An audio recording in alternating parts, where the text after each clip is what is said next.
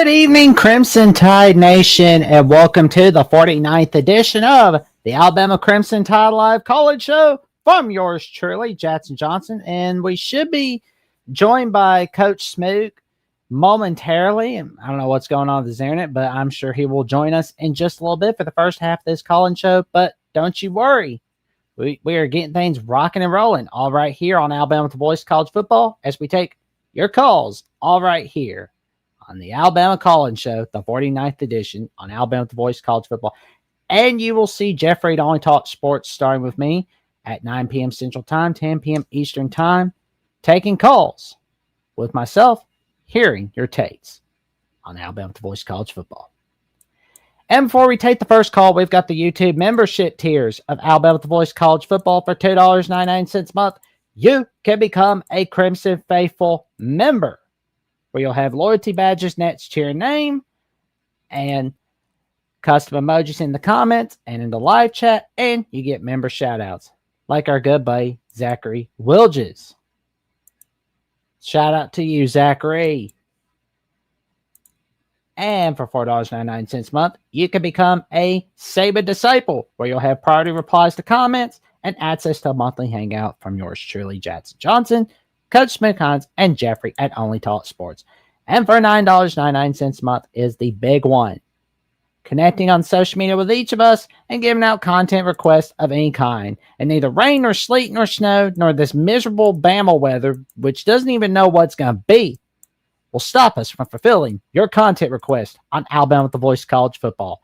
And that's not all, folks. We've got the merch store for the Voice College Football. Alabama, all over. We got the trucker hat, the dad hat, the t-shirt, the polo shirt.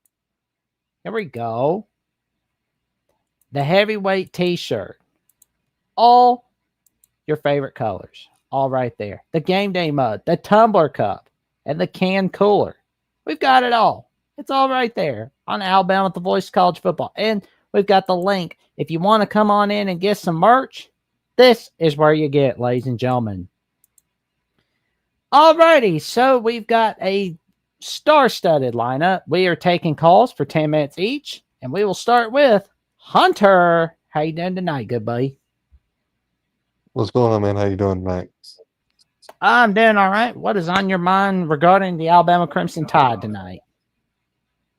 Well, I think last week we could not have scripted it better for it to go as far as a comeback game. I mean, I understand who the opponent was, but I think that we showed a lot of intensity and we showed a lot of physicality, and we just got to carry that over to this Saturday. There we go, man. I mean, like we need to really get the running game going against Wisconsin, because it was like that was like one of the key moments against Louisiana Monroe, where we had like 212 rushing yards against them.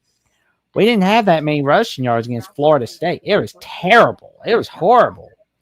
But of course, we have a good running game against Wisconsin. And matter of fact, the rest of the season, we will be good to go. That will help us. Yeah, and I think our offensive line is improving. I've seen a jump from week 1 to week 2, and so we'll see, how we're able to to do against a Power 5 opponent, and be able to show what we can do this Saturday. Good news, it's a home game. But looking forward to the early kickoff. Oh man, it's like it's gonna be pretty cool seeing a noon kickoff at Eastern Time, 11 a.m. on ABC. Like that's gonna be pretty cool seeing. And it's not every day you get to see Alabama, Wisconsin be played on a home and road matchup. Yeah, and another cool thing, another good thing that I think I've seen this week was I've seen Kalen DeBoer several times going over to the guys, coaching them up. There was a couple times where a guy made a mistake, and he went over there and he wasn't yelling at him, but you can tell that he was coaching them up. He was correcting them, and that's what I wanted to see, because we didn't see that against Florida State. And I don't know if he was just in shock from what he was seeing on, the way the team was playing. And so maybe that's why he didn't do that. I don't know, but he showed that against UL Monroe. So, you know, um, we've got to do better. We've got to, our coaching staff I think needs to have that emotional, presence, and I think they did. I mean, they were jumping up and down on the sidelines when players made a good play, and some guys got to play, some freshmen got to play, and they got to rotate a bunch of guys in there, and so it was good to see, and it made me feel better than knowing, seeing the two other quarterbacks play, that if something did now, I don't want anything to happen to Ty Simpson, but if something was to happen, I feel confident, with Mac and Keelan Russell as the backups there. Oh, no doubt about it, man. No doubt. Because like the offensive line, that's always going to help. It always helps to have a great offensive line. And we've got Johnny Burt's on the line. Well, Coach Burt's says, forget the offense, study our defense. Agreed. Right. Yeah. That's Our defense did a tremendous job of flying around the ball. Being there, being physical. James Smith I thought he should have got a game ball. I mean, James Smith really got out there and showed what he can do. And then you've seen a guy like QB Reese who was flying everywhere. Unfortunately, he got that dumb penalty. Oh no, oh no, that wasn't him. That was Kirkpatrick Jr. They got the targeting penalty, but I thought that was a dumb penalty. I didn't agree with the call there, um, but getting to see them young guys, step up and play, and that shows too. That makes the older guys in the room, have to step up their game, because if the younger guys are playing like that, then you should be playing like that too. And so, um, we just got to build on this, and Kelly DeBoer talked about that, this week in his press conference and on his Wednesday night radio show, about that. Everything's got to carry over to this week, and you can't look ahead. You just gotta, you gotta focus on the game that you got that week, and so there was a lot of positives. I mean, I don't think that game could have went any. I don't think if we sat down and scripted that game, that it could have went any better than what it did. I mean, honestly.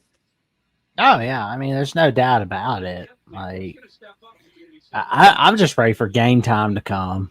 I'm just counting it down. Just count down by the hours, by the minutes. Yeah, and so, what was your biggest takeaway from the game? From Saturday, well, we got a rushing game going, and the fact that Ty Simpson had a better game. I mean, like 17 of 17 completed passes. That's stuff you That's only video see. game numbers. I know, right? It's like that. That's what's got me excited right there. Makes me feel pretty good.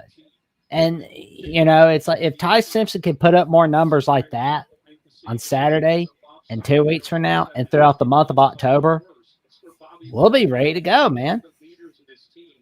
Right, and going back and looking at that Florida State game, a lot of people blame Ty Simpson, but I don't think a lot of that was on him. They dropped a lot of balls. Right. Ryan Williams dropped 2 balls, so when them guys were catching the ball this week, he can only do so much as to put the ball where it's catchable. And so, if he's as long as he's doing that, the rest is up to the receivers, and the receivers got to do a good job. So it ain't all on him. I mean, he probably didn't have his best game. I think he got a little panic against Florida State, but um, you know, I saw what I knew, what I wanted to see. Now, the thing is, can we sustain that intensity? And I don't know. Have you ever seen the video of Nick Saban giving the pregame speech Yeah. before one of the national championship games? And he Oh said in yeah. that thing, we have to give the same intensity for 60 minutes of the game, no matter what the scoreboard looks like. And that's what them guys did. I mean, it was in a minute left to go. You see Drake Kirkpatrick, going down the field, making a play, and unfortunately gets a dumb targeting penalty called on him. But you seen them guys doing that, and so maybe that Florida State game, maybe that's what that team, as bad as it was, maybe that's what this team needed. to to make them realize that you know nothing is given in this sport. You got to go out and you got to earn it and you got to do it. Oh, agreed. I mean, nothing worth having is easy, and you always need to earn your way through victory. That is for sure. And so I'm excited for this week. I just want to see this carry over, and then we'll move on to then we'll look ahead to Georgia. But let's focus on what we can do in this game and win this game. And honestly, I think if we play like we did last week, I mean we could. I think the spread is like 23.5. I think we could easily cover that if we play like we play with the same intensity as we did last week. So that's the thing. Ryan Williams will be back. That'll be good. I want to see more consistency from him than what we did in week one. So, if we can see that consistency, we all know what Ryan can do. But it's just having that consistency. And um, how about Latier Brooks, man? That dude was going. He went off. Kevin Riley beat him to catch the ball in the backfield. Oh Too. yeah. So, you know, and Kevin Riley, give credit to him, man. There was one play where he picked up a big block that allowed Ty Simpson to get the ball off down the field to Jeremy Bernard. So, um, that's a good thing to see out of a young guy is him picking up those blocking assignments. And yeah, I think the future looks bright for Riley. I really, really do. Oh, And even agreed. AK Deer, even AK Deer is such a freshman. I think he's got bright days ahead of him. So, but I just want to get on here and just kind of you know, it's nice to be able to have a game like that where you can feel good about it. After the and after some of the events that have took place this week, I think all of us need a little college football. Oh, great. I mean, we definitely need college football, man. It's like it helps you get through the best times and the worst times. That is for sure. So, all right, man. Well, good talking to y'all. Good talking to you, and we'll talk to you next week. Talk to you soon, Hunter. Don't be a stranger. Glad to see you, man. Stay safe, stay cool, stay away from that miserable Bama weather. Oh man, we will. I live in South. I live right on the Alabama Florida border, so it's hot down here in this part of the state. But we'll live. All right, man. Well, you stay away from that hot See ya. weather, all right, man? See Take care, man. Alrighty, and we got Zachary Wilges on the line as our next caller. How you doing tonight, good buddy? I'm doing good. Jackson, how about yourself, man? I'm doing all right, just staying busy on a Thursday night, getting things rocking and rolling. What's on your mind tonight, good buddy? Yeah, I'm excited about the game this week, but I'm also nervous because because of the Florida State game. Because we went into that game not knowing what kind of offense was going to be thrown at us, and we're kind of going into the Wisconsin game under the same thing. And so it makes me a little bit nervous, but I believe that the players, especially the defensive players, needed that wake up call. To where they would to get punched in the mouth to be like, "Hey, okay, we're not as dominant as we thought we was. There's still things we need to work on. We can get them fixed." And still have a great season and still win a national championship if everything works out. Oh yeah, that's for sure. And like Coach Burt's in the chat makes an excellent point where he talks about defense being the issue. Like we definitely need to make sure we take care of that defense. Like we do that, we're more than good to go. Facts.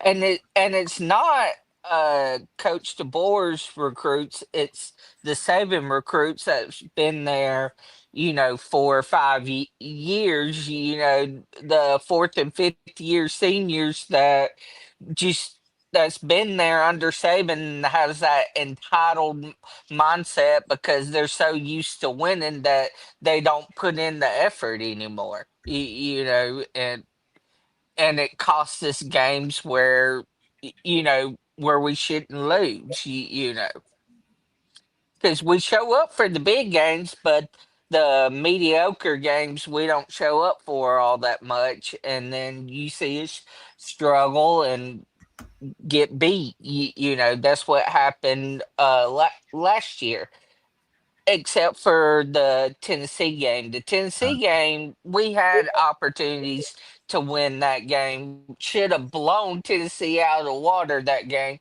but our offense just couldn't perform because Milrow wasn't doing couldn't do what he needed to do to win the game. I mean, he was moving the ball down the field. He just, for whatever reason, we could not get in the end zone. Oh, no doubt about it, man. No doubt. Definitely need to get it in the end zone because if we don't, it's going to be a rough day. Right. But yes, but yeah, I have full confidence in this team that we can do it. That's otherwise, if I didn't think we could do it, I wouldn't have as high of standards as I do. You know, for this team, I know we can do it. It's just we're not going out there and doing it like we're supposed to. And I believe a little bit of it was Kane Walmart's play calling style in that FSU game. It made us hesitant and a little lackadaisy, as you want to say. I think we made it a little too complicated than what it needed to be. And so we fixed that this week. We still called it complicated, but not as complicated as the week before. And so I think it allowed us to play aggressive and play free and dominate like we're used to seeing this team dominate. Oh, no doubt about that, man. No doubt. And I know Coach Burts. He's not too thrilled about the Womack bat so far as defensive coordinator. He says if Alabama didn't have a plan against Malzahn's offense at Florida State, they were morons. 3-3-5 against a running quarterback. I will take Malzahn's offense against Alabama's defensive coordinator every single day. Ooh. How are you feeling about Kane Womack so far, Zach? I think he can do a good job. I think a lot of it, like I said before, it's the Nick Saban recruits clashing with how he's because they're used to the 3-4 scheme, that get two gap scheme, and they're just not listening to what how Kane Wommack wants to run his defense. You know, and there was even discussions about it last year. You know, like play playmakers getting a stick up their butt, so to speak, about how he was calling the defense and everything else. And in some games, because it was new, we couldn't make the adjustments we needed to make. But not all of it was on us being a young defense and learning a new defense. A lot, some of it was on the players themselves. You know, not executing. Like you can only do so much with the play calling. You can set a player up to be in the right position. If he ain't gonna commit to the play, then you know you can't. You know you can't do nothing about it. You know. No doubt. I mean, like you gotta make sure you got that play call and all set. Like, there's no doubt about that. Um, what's your synopsis on Wisconsin going into Saturday? How you feeling about the Badgers? I mean, honestly, I think we're I think us are we're talented enough to dominate Wisconsin.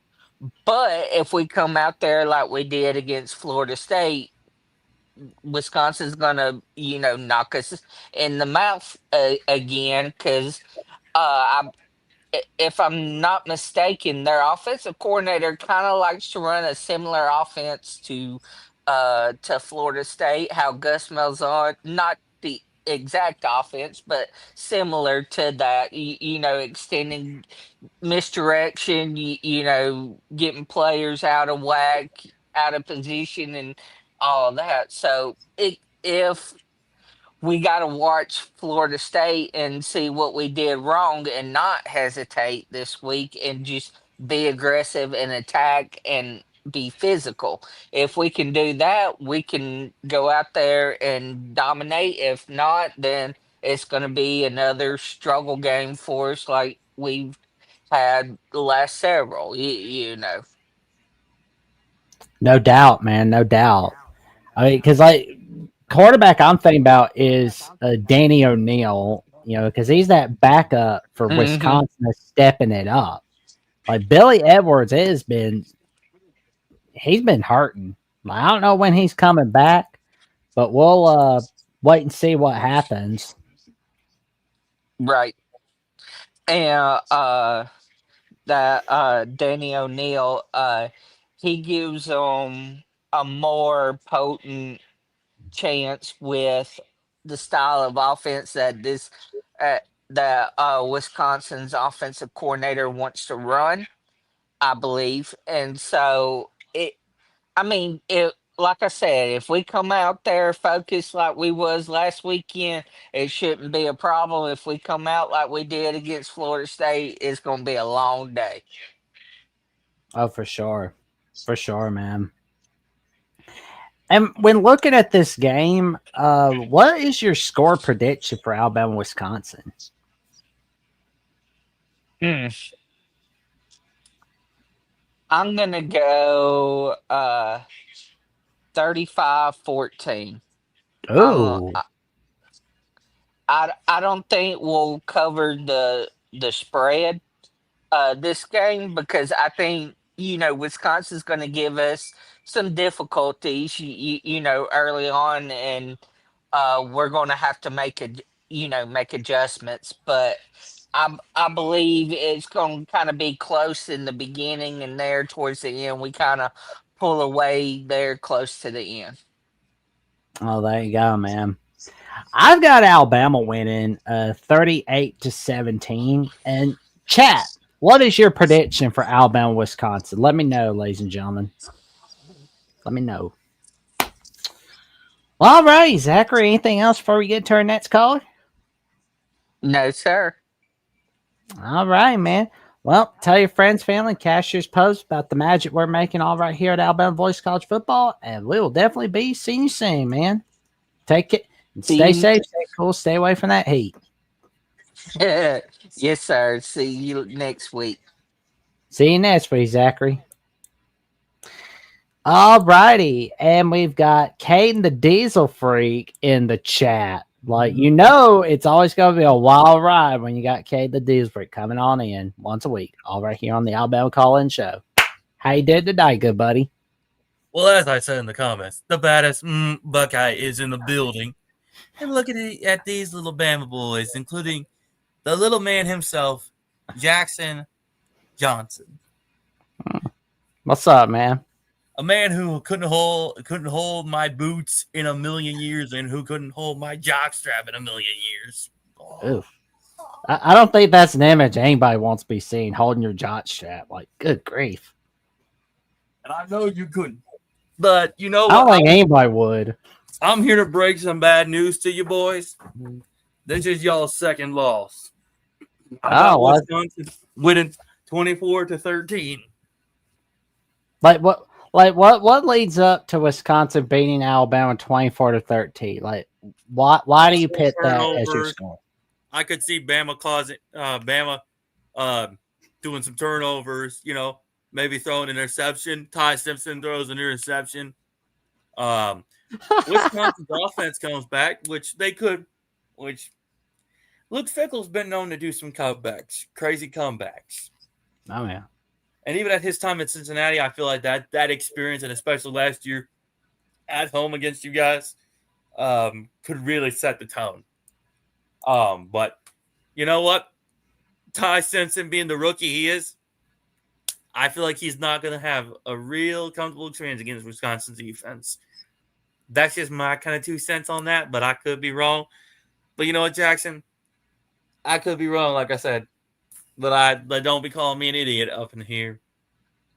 Well, I'm just kind of like I'm curious to see what'll happen. Like, who knows? Maybe Wisconsin's saving all their stuff for Alabama. I mean, that could be happening because I mean, like nobody's saving their best stuff for Middle Tennessee and Miami, Ohio.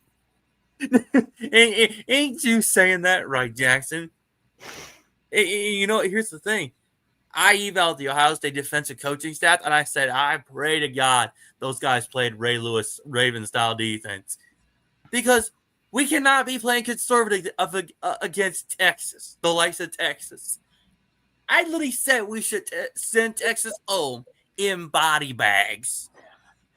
Well, how'd that go, man? Well, unfortunately, Coach, they wanted to play too conservative, and I was like, I literally was saying the F-bomb like probably 14 times in the bathroom. Oh, God. Nobody heard you yelling the F-bomb, did you? No, nobody heard me. That's good. That's good. I've done that quite a few times. Oh, especially when y'all lost to LSU and then y'all lost to Georgia in the national championship in 2021. I don't need to remind you. Actually, that was 2022, not 2021 when we lost to LSU. But that's okay. Not my point. But speaking of, where's that little runt that runs with you on here? Where the heck is he? Well, he'll be here in 30 minutes or so. The show is first half. The show is now supposed to be like Coach Smoot, but he's not here, so I'm guessing he's looking for the link somewhere. But then the second half is Jeffrey myself. I mean, it's kind of a test. Well, your other buddy Johnny Burks, who laughed at my comments in some of your primetime live streams, is in here. Coach Burks, if you got something to say to me, I dare you to get your guts up in here, buddy. I don't think you want to be debating Coach Burks. Are you sure you want that, man? I mean, do you know who you're talking to? You did debate a lawyer in Adam Lamparello, so I mean, but yeah, like for those in the chat, the call-in link is there. Well, come on in, give your take on the Alabama Crimson Tide. You are more than welcome to. All right, here on the Alabama Crimson Tide channel. And this is why I love the Alabama Crimson Tide, because you just said the most funny stuff on this planet. And Johnny Burks is the biggest clown besides Sports Talk with Austin. I wouldn't say that. I've seen some clowns. Those guys ain't it. Well, besides you, Jackson, and Coach Shamook. Coach Snoop, please don't get me started about him. Oof. I know y'all couldn't be on my level, even if you tried. Well, Johnny Burks, get your butt in here right now, buddy. Get your butt in here. Oh, man. Coach Burks, I am calling you out. You know, for once in your life, come face to face with a guy who's played D1 high school football, who's played the defense. Well, he's played college football Division III, so I mean, it's like I don't think I'd want to be debating Coach Burks. I mean, Division III, and I hung out with D1 players from Ohio State. One more chance. I run with the big dogs. I hang with the big dogs. I feasted with the big dogs. Bama's little puppies. They don't sit at the big dog table. Oh, He can't speak. See, this is what I'm talking about, Jackson. Coach Burks don't want none of it. He don't want none of it. I don't think I'd be messing with him, but last chance. He don't want none of it. He does not want the smoke. All right.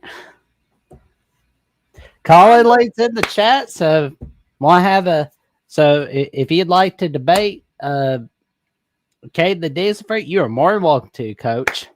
a guy who's the biggest hell-raising, Mountain Dew drinking, diesel fuel drinking, foul-mouthed finger gesturing, tough son of a who bleeds International Harvester red. If you cut my arm open, I bleed International Harvester red. Heck, I got a shirt that says Case IH. I got a hat that says Case IH, and even an International Harvester hat. Well, I was raised on International Harvester. I was raised on International since I was 6 years old. I think all we gotta do to make this debate happen is you gotta do the face reveal if you want to, man. Unfortunately, my computer, it won't let me show my face. Okay. But everybody's seen my ugly face on here before. Oh man, like the July, like oh yeah, like we saw. Yep, you've been on the first college show from last October. Man, you've been on numerous college shows on the Alabama channel, man. Like, man, that's like, And wow. I've thrown you guys multiple super chats also.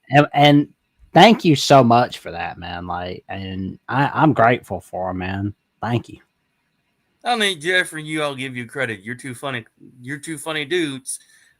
But just missing. Same, man. You're funny as hell, man. I'll give you that, man. It's like you give us a good laugh every week, man. But you guys are missing just one slight thing. Just one slight thing. Maybe a little bit more spine like myself. You know, get more of a stronger nerves like myself. Because Bama don't really raise any strong spine boys in the building no more these days. I feel like your IT guy over here, please. I mean, just a little heads up. He's a 20-year veteran. He served in the Kuwait War and the Iraq War, and last time he's had to go to Iraq was in 2021. He's taught people how to use weapons correctly, man. I'm telling you, man. Drunk people are funny. Well, you know what's really funny? Oh, but I'll tell you what's really funny. He's real, Coach Birds. I'm telling you, he's real. Like, if you look back on past college shows, he showed his face. No worries, he's real. Oh, and Coach Birds don't believe me. Well, unfortunately, I've shown my ugly face on here, and I had to get it done. I had to clean this face up after working. But you know what? That's what happens when you work. You work full time. Yeah, how's work going, man? Yeah, it's kind of 50-50 now. But, I mean, we were busy at one point, then slow, then busy, then slow, then busy. It's kind of back and forth in between. Really? Yeah, I mean, there's some days where it goes the way I want, and there's some days that it doesn't go the way I want it, you know? You're telling me otherwise. Jeez. I mean, it's just some leaks on an excavator. A truck takes a coolant leak. You know. That's the question, Kay. What do you think? I have to go on my phone to switch to the StreamYard on my phone because my phone actually is the one that has my camera that actually works. But, you know, I have to wait for it to turn on because I had it sitting here for a bit charging. A stupid power button. I can't figure out the thing to work. All right, let me switch to my phone here. Give me a minute, Jackson. All right, man. I'm gonna keep the stream on here just so I can at least switch to my phone. Oh man, this is gonna be so funny, ladies and gentlemen. I'm just gotta sitting here moderating. I'm just gonna sit for a bit. I'm gonna enjoy it. I'll just ask the questions, see how it goes. Heck, the one Mac dump truck just took a coolant leak, a huge coolant leak in the barn the other month, about a month ago, and that was about $130 coolant line that had to get replaced. Yeah, and that wasn't cheap. Straight from Mac, and I was like, "Geez." And Napa Auto Parts didn't even have the hose. Oh wow. Napa, Advanced. AutoZone, I checked O'Reilly's. They didn't have it. Mac was the only one that had that dang coolant line. So we had to run to Mac to go get the coolant line. Charged $135 plus tax. Oh man. And $135 later, the coolant line's on the truck, and Here we go. Here we go. Are you ready? Are you ready for the debate, ladies and gentlemen? Are you ready? Let me get all my. Let's get festive. I hate these dang stupid commercials on my phone. Give me 1 second, Jackson. All right, man. I'm gonna turn my mic off on my computer, and then I'm gonna switch back to my phone. So if you see two of me, I'm switching back to my. Shoot. That's happened to me quite a few times. No worries. And Dave E., a very good friend of the Voice of College Football, says, "Roll Tide." And a roll tide roll to you too, Dave E. Well, as I like to say, roll, Buckeyes, roll. Because that's all we do is steamroll people. And I mean, let's be honest, Jackson. I'm just going to say this straight up honest. That's all Ohio State's done so far right now is just steamroll somebody. I mean, you steamroll Grambling State. I mean, that's what you're supposed to do. We should have steamrolled Texas, but Coach Day wanted to play conservative. Yeah, it wasn't even, a fair game. Let's see. And hold on, I'm missing something. Give me 1 second. All right. Well, we'll put you in the green. I swear to you, I will give that man credit for having some guts to come in here and debate me like a man. Oh man, this is gonna be funny. Here we go. Ladies and gentlemen, the OG co-host, Coach Johnny Mertz. How you doing tonight, good buddy? You've been summoned. I'm in the house. Long time no see. It's good to see you, man. Bring this okay, the diesel freak in the house. Let's go. Gentlemen. Is that steering wheel? Yeah, that's Cade the diesel freak. What has he got? Turkey feathers behind him? What'd you call these, Coach Bergs? And he's got turkey feathers behind him. This ain't turkey feathers. Custom banner, buddy. Custom banner made for me. That's custom. That's 101. Yeah. That's only for the diesel freak. Does that look like turkey feathers to you? Nope. It looks like the NBC Peacock's brother, to be honest. No, it's more of like it's more like dagger knives. A dagger knife print. Oh, interesting, man. Custom made because I like weapons too. Cool. Dagger knife specifically. There we go. Well, gentlemen, so y'all, we've got this debate started. I mean, it's no C-SPAN, but it's Voice of College Football brand because we believe in debate, discussion, and analysis all right here at the Voice of College Football Network. So, gentlemen, let's talk about some Alabama Crimson Tide and the Ohio State Buckeyes. Coach, we will start with you.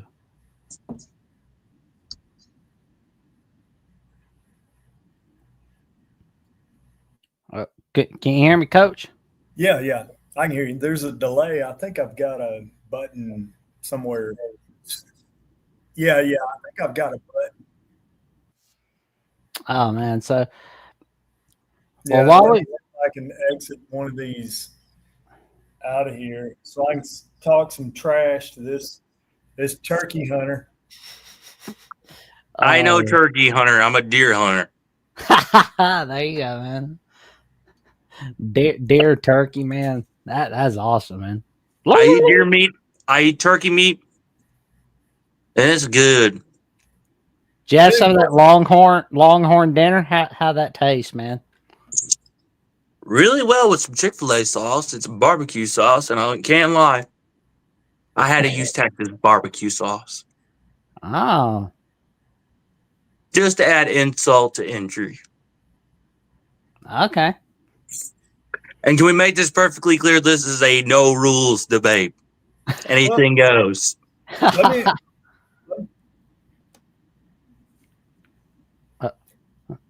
Well, let me ask you this: what is that on your shirt? What do you, What do you mean? What's on my shirt? It's the corn seed brand that my great uncle farms with. Oh, It's wow. corn. What do you mean? I thought it was. I thought it was an advertisement for Skittles. This ain't no Skittles, Birch. This ain't no Skittles. This is corn seed, for the love of God. Oh, man. City slickers. City slickers. I can never understand them. Oh, man. Well, What city are you in right now? Just outside of West Jefferson. Just a hair bit outside there a little bit on the county line here. But I'm going to say this to you, Coach Burst. You want to talk about my Buckeyes? Well, I'll give you a little information. Besides me looking at some new tires to my truck. But I'll get to that later today or later tonight after I destroy you. But you want to talk about my Buckeyes first of all. My Buckeyes are a good team. We got a loaded roster. And yeah, the win against Texas wasn't what I thought. But I'll be honest. If it was what I thought it was going to be, I know y'all be shaking in your boots down there in Tuscaloosa, probably being nervous and probably afraid, saying Ohio State could kick the living out of y'all. Because let's be fair. Y'all know if you came up to Columbus, we will be smacking y'all all across the horseshoe. And that's a dang fact. You want to talk about a bad boy defense? Ohio State's number one in that category. You want to talk about an offense with some guys that are probably going to go first round in the NFL draft, about to win us another 2 national championships? You dang right. But here's the problem for you guys on your end. See, y'all play Georgia, which is bad news in my opinion, because that's a team who has kind of reawakened the evil dog in them. The same dog who kicked the living, hell out of everybody on their schedule as defending national champions. Now, I will say, we lost Georgia in the way that was respectable. I will say that as a Buckeye fan. Losing to Georgia was what made us a better team. And not only that, what helped us win a national championship. But as far as Georgia's concerned for you boys, Ty Simpson's going to have a bad day against that defense. Number 1 in the SEC, number 2 in the country. Now, do I think he's going to get his carcass sacked? Yes, he is. How many times? Oh, total, I'm going to say at least 12 times. Because Georgia's defense is just going to be eating that boy alive. Is that going to be before or after they get busted for drinking and driving? Oh, that's probably after. Only thing we're hoping in Alabama is that they do the blackout and wear black garb and stuff. And obviously, you're up there in Yankee land and you have no idea about the history of Alabama and Georgia, but you got to learn that Alabama pretty much owns Georgia. And we'll go over there and once again, we'll just get show that up paddle. and just show up and do what we do over there, Athens. Jack, the other day I was watching, happened to stumble across on YouTube. It was an Alabama Georgia end of the game night. I want to say it was 1984-5, and Ray Perkins was coach at Alabama, and they're playing at Georgia. And at the end, with less than a minute to go in the game, Georgia blocks an Alabama punt and scores to go up like 17-14. And with 50 seconds left to go in the game, Mike Shula's the quarterback. You remember what happened? Boom, boom, down the field and scored with like 10 seconds and 50 seconds. Well, less than 50, 40 seconds, scored and won the game. So, whatever. You don't know the history down here. You up there in Yankee land. And I understand that's okay. You can talk that smack up there, but you got to know how it walks down here. When's the last time you was crossing Mason-Dixon line? Oh, not even 2 years ago. We went down there to the Peach Bowl, and you went to Kentucky. That ain't even down south. You crossed Mason-Dixon line, went in Kentucky from Ohio. You went to a bowl. No, I will say this, Coach Burks. We crossed the Mason-Dixon line when we went to the Peach Bowl and played the same team who y'all beat. Let me tell you that. What bowl game was that? Peach Bowl in Atlanta. Oh, in Atlanta. Who'd you beat? Oh, that was the Ohio State-Georgia game he's talking about. What year was that? Oh, that was 2022. Season. Okay, that's so far back I can't even remember it. That's Peach funny. Bowl. Hey, good. We lost that game by 1 point. We lost that game by 1 point. Whatever. Yeah. And that's the last time you crossed the Mason-Dixon line? When's the last time you crossed into Alabama? Oh, what? I don't even know. From what I recall of Ohio State history. You ain't ever been here. You don't know Alabama until you cross the dadgum border. Well, you know what? I will tell you, Coach Parks, it won't be that long before we do. I give you and when they do, a ball game in Tuscaloosa. But we don't dot the I in Tuscaloosa. You know what, Johnny Burks? I will say this. If I don't make it to the game in Tuscaloosa, when my homies bring it. Y'all coming next year, aren't you? No, no, you're coming up. 2027, actually. It's going to be 2027 and 2028. I'll get you. And y'all are coming up. You come on down here. I'll get you tickets. And if the first year y'all are coming up here, so you're really gonna feel what it's like to be in a stadium with 100,000 people hearing hell's bells ringing. We'll come up here and bring a can of whoop ass. Oh, you're not the only team who could bring a can of whoop ass, Burks.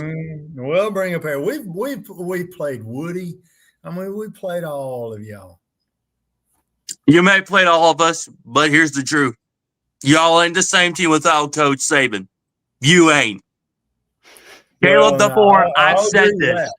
No, I'll agree with I'll say this. Caleb DeBoer is overrated. He's going to get fired within the next 3 years. Guaranteed. Now, let me say this. All right. Let me say this. And Jack and I have talked, and anybody that knows Alabama understands one thing. If you're going to win at Alabama, you got to be a hard ass. All right. Bear Bryant was a hard ass. Gene Stallings was a hard ass. Nick Saban was a hard ass. All right. The other ones, man, you not Mike Shula, you're not gonna make it at Alabama if you ain't a hard ass. Now, and problem, Jack and I are trying to figure out is Kalen DeBoer a hard ass, and right now we ain't feeling it. So I give you a little bit of leeway on that one. But hey, if he didn't work out, and we bring a hard ass in here, you in trouble. You know what's really going to be what's in jeopardy is when y'all lose to us. And when y'all lose to us, that's really going to make his resume look bad. 0-2 against the team from the Big Ten, and that team specifically is a 9-time, soon-to-be 11-time undisputed national champions. 11 times. You got a lot of championships to win to catch up to Alabama there, brother. 18, 21, I know everybody wants to claim this, wants to claim that, and that kind of stuff. But Alabama's 18, 21. You got a little bit catching up to do. Well, it's about to be 11, and then when we win 16, we're going to tie y'all. And when we reach 18, no, dude, you got to get up 18 in the 20s. 16, yeah. How many times have I said since been doing the college show? Call me when you see 6 national titles within your lifetime, Caden. A million times. Hey, let me in my lifetime, about 15, 16 of them. Yeah, there you go. And I, Coach Bryant. Yeah, Oh, there you go, I man. saw, I remember I was watching that game, Alabama, Ohio State, Woody Hayes. Oh, that was on ABC. Keith Jackson on the call for 78 Yeah, Sugar Bowl. There yeah. you go. Well, you didn't grow up in that one, but I did watch the highlights of that Keith Jackson Alabama football video. Yeah, no Woody.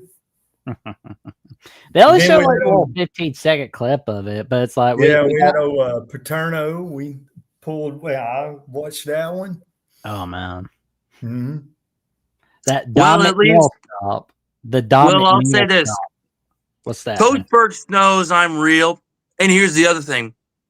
Soon I'll be seeing 7, not even 7, probably 8 national championships in my lifetime. Soon. And you boys will be eating your words for that. And I guarantee you. And the only reason I got sunglasses on is because I know I'm some hot stuff. And I got a lot of star power on here. Because when I bring it, I'll bring it. Dude, you got to get rid of those turkey feathers behind you. What is that? They ain't turkey feathers. They're daggers. Dagger. Oh, yeah, that's a drape. That's a drape, dude. That's some kind of cloth. It's custom made. What do you mean? It's custom made. Custom, dude. And then you got what, a dinosaur on your shirt? No. What is that? Sea Consultants corn seed. Okay. Oh, that's a corn cob. Oh, okay. Y'all grow some corn up there? Corn, soybeans, winter wheat. Is that we you? got the good stuff. Can you send me that shirt? Is that one of yours? Is that your company? No, it's not my company. No, send me one. I want to wear it. Let me see. I'm gonna think about it and I'll let you know when you actually come on here. What's that hat you're wearing? Case. Okay, you like knives? Knives? Case, I literally just said daggers, knives. Yeah. Okay. Oh, that's cool. That's cool. I thought it was turkey feathers. And you're calling, and I hear you on Twitter calling Ohio State fans soft. Yeah, right. You've never met anyone like me, Burks. You have never, and I mean never in a million years, never met someone like me. Hey, let me tell you, as Coach Burks to you. There you go. I'm a coach. I coached him up. Well, until you come up north. Until you come up north, Coach Burks, until you come up north and meet some cold-hearted, hell-raising, Mountain Dew drinking, tough weightlifting, truck driving, heavy equipment operating, tough sons of a... I don't want to hear it. I don't want to hear it. Y'all Bama boys are soft. Y'all Bama boys are soft. Well, this Bama boy drinks Mountain Dew. Isn't that what you just said? You still got to fit the other parts. But you got to come up here, Coach Burks. You got to come up north. All right. Well, I'm going to come back. No. What I'm going to do is I'm going to come back and I'm going to debate you in a couple of weeks or whenever we get a chance. We'll talk some smack then and see how much you got. Let's make this happen. Let's make this like a weekly debate. There we go. Yeah, there you go, Mr. Pistol. There you go. Yeah. Rocking and rolling. Like in the crosshairs. Oh, there you go. Like you could see it on Alabama The Voice. Oh my God. Can we put that on whatever? Crosshairs? Crap, man. That may get us arrested. Nah. We may get federally investigated. Nah, he'll be all right. But Well, it could be here on Alabama Voice College Football on the call-in show. It could be on my personal channel on Jackson Johnson 979. Like we'll figure it all out. That's for sure. We'll I definitely will say this, Jackson. I'm about to win the $500 bet with your buddy, the little man Will and D. And I'm gonna tell you what, I'm gonna have $500 to my name extra to pay for Christmas gifts. Wait a minute. I didn't know this. We were gambling on this. Wait. Oh, Fill me in Jeffrey, on $500. hold on one sec. What's up, Jeffrey? $500. Explain. Oh, what's up, brother? Hey, Coach Johnny, how's it going? All right, it's going good. What's up with this money stuff? I may want to hit on this. I don't know what's going on. I just got Is this interstate? You missed a debate between these two, but well, Cade is always debating everybody. So what can you expect, man? Well, now he's triple team. So, dude, you might as well exit out of here because you're going to get your feelings hurt. 3-on-1 now. You're gonna have, yeah. I don't know if you have the skin. I don't know if you have the leather to survive this one because you've messed up. This is the triple team right here, triple threat. We go way back. Trifecta. I ain't scared of 3 Alabama wussies. I ain't scared of 3 Alabama wussies. We're gonna take this from this Ohio State Yankee. Yankee? I may be a Yankee, Bergs, but I'll tell you what, I'm a proud Yankee. Yeah. I'm more proud. Y'all Bama boys are soft. Y'all Bama boys are soft. You got that. You in the wrong house, brother. I'm in the wrong house. Wait. I want to know about this money. I want to know about this. Oh, it's a bet. He made this bet with Will and D. Jeffrey and I were there that night. Yeah, Jeffrey I can't believe that Will betted that. I still can't. I hope he wins, but I'm a little worried, especially if they lose this weekend. Wait, what's the bet? Will bet $500 that Notre Dame would make the college football playoffs. Basically, if Notre Dame does not make the college football playoff, then he's got to give $500 to Caden the Diesel Freak. So I just don't like that bet. I mean, Notre Dame could miss the playoffs. I mean, they can make the playoffs. Don't mess with the Diesel, dude. How long you been on this network? You ain't been long because you know about the Diesel. Does he know about the Diesel? Oh yeah, everybody knows about Diesel. Yeah. Yeah, we all know about the Diesel Freak. I just don't know why Will did that. I would not. Why would you do that, dude? That boy just got a death wish, Burgers. He just got a death wish. I wouldn't say that. Well, you know what? But here's my thing to YouTube, Bam 11 punks. I own Notre Dame, so you don't need to mention them little. How do you own Notre Dame? I don't think you're on the Ohio State football team. Man. You're not on the Ohio State football team. You don't physically own Notre Dame. Your favorite team does, but you don't. See, here's the thing, Jeffrey. See, here's the thing. Someone who has actually hanged out with the football team like myself, and I don't know if you've heard, but I've hung out with the members of the Ohio State football team. I've talked. I've hung out with them. I've eaten with them. We've talked football. We've talked about opponents, and including Notre Dame. And I've said to them plenty of times, I've said this to plenty of people. If you cannot hang with the big dogs, you can't run with the big dogs, and you cannot eat with the big dogs and hustle with the big dogs, then sit down at the puppy table. That's all I got to tell punks. You got to be the water boy, man. I mean, it's not a bad job. You know, you get to hang out with the guys. It's not a bad job, man. Oh, I'm not a hired water boy. No, I'm just a friend who goes in the weight room with them. And I've lifted weights with them boys. Oh, I actually have. They're probably using you as part of the weight training, man. Actually, no, Jeffrey. I did some bar reps. And I'll tell you what, I haven't lifted bar weights like that for a little bit, but it felt so dang good. It felt so dang good.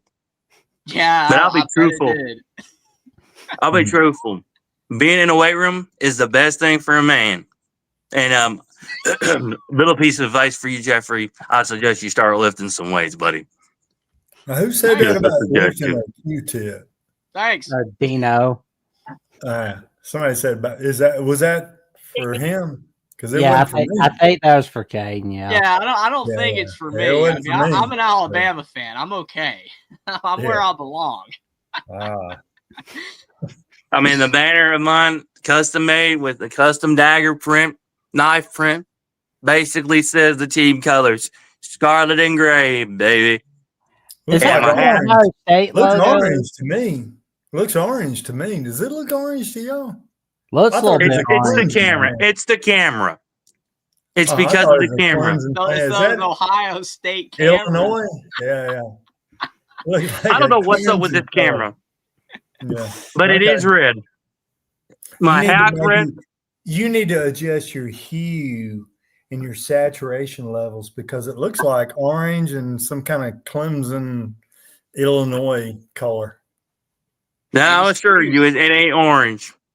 Yeah. Anyway, and it looks like His hat did look more red when he showed it up. when he close. brought it close, but Yeah, see, he's got there it's red. There you but go. But when then he you when he take lifts it it back, it's away. orange.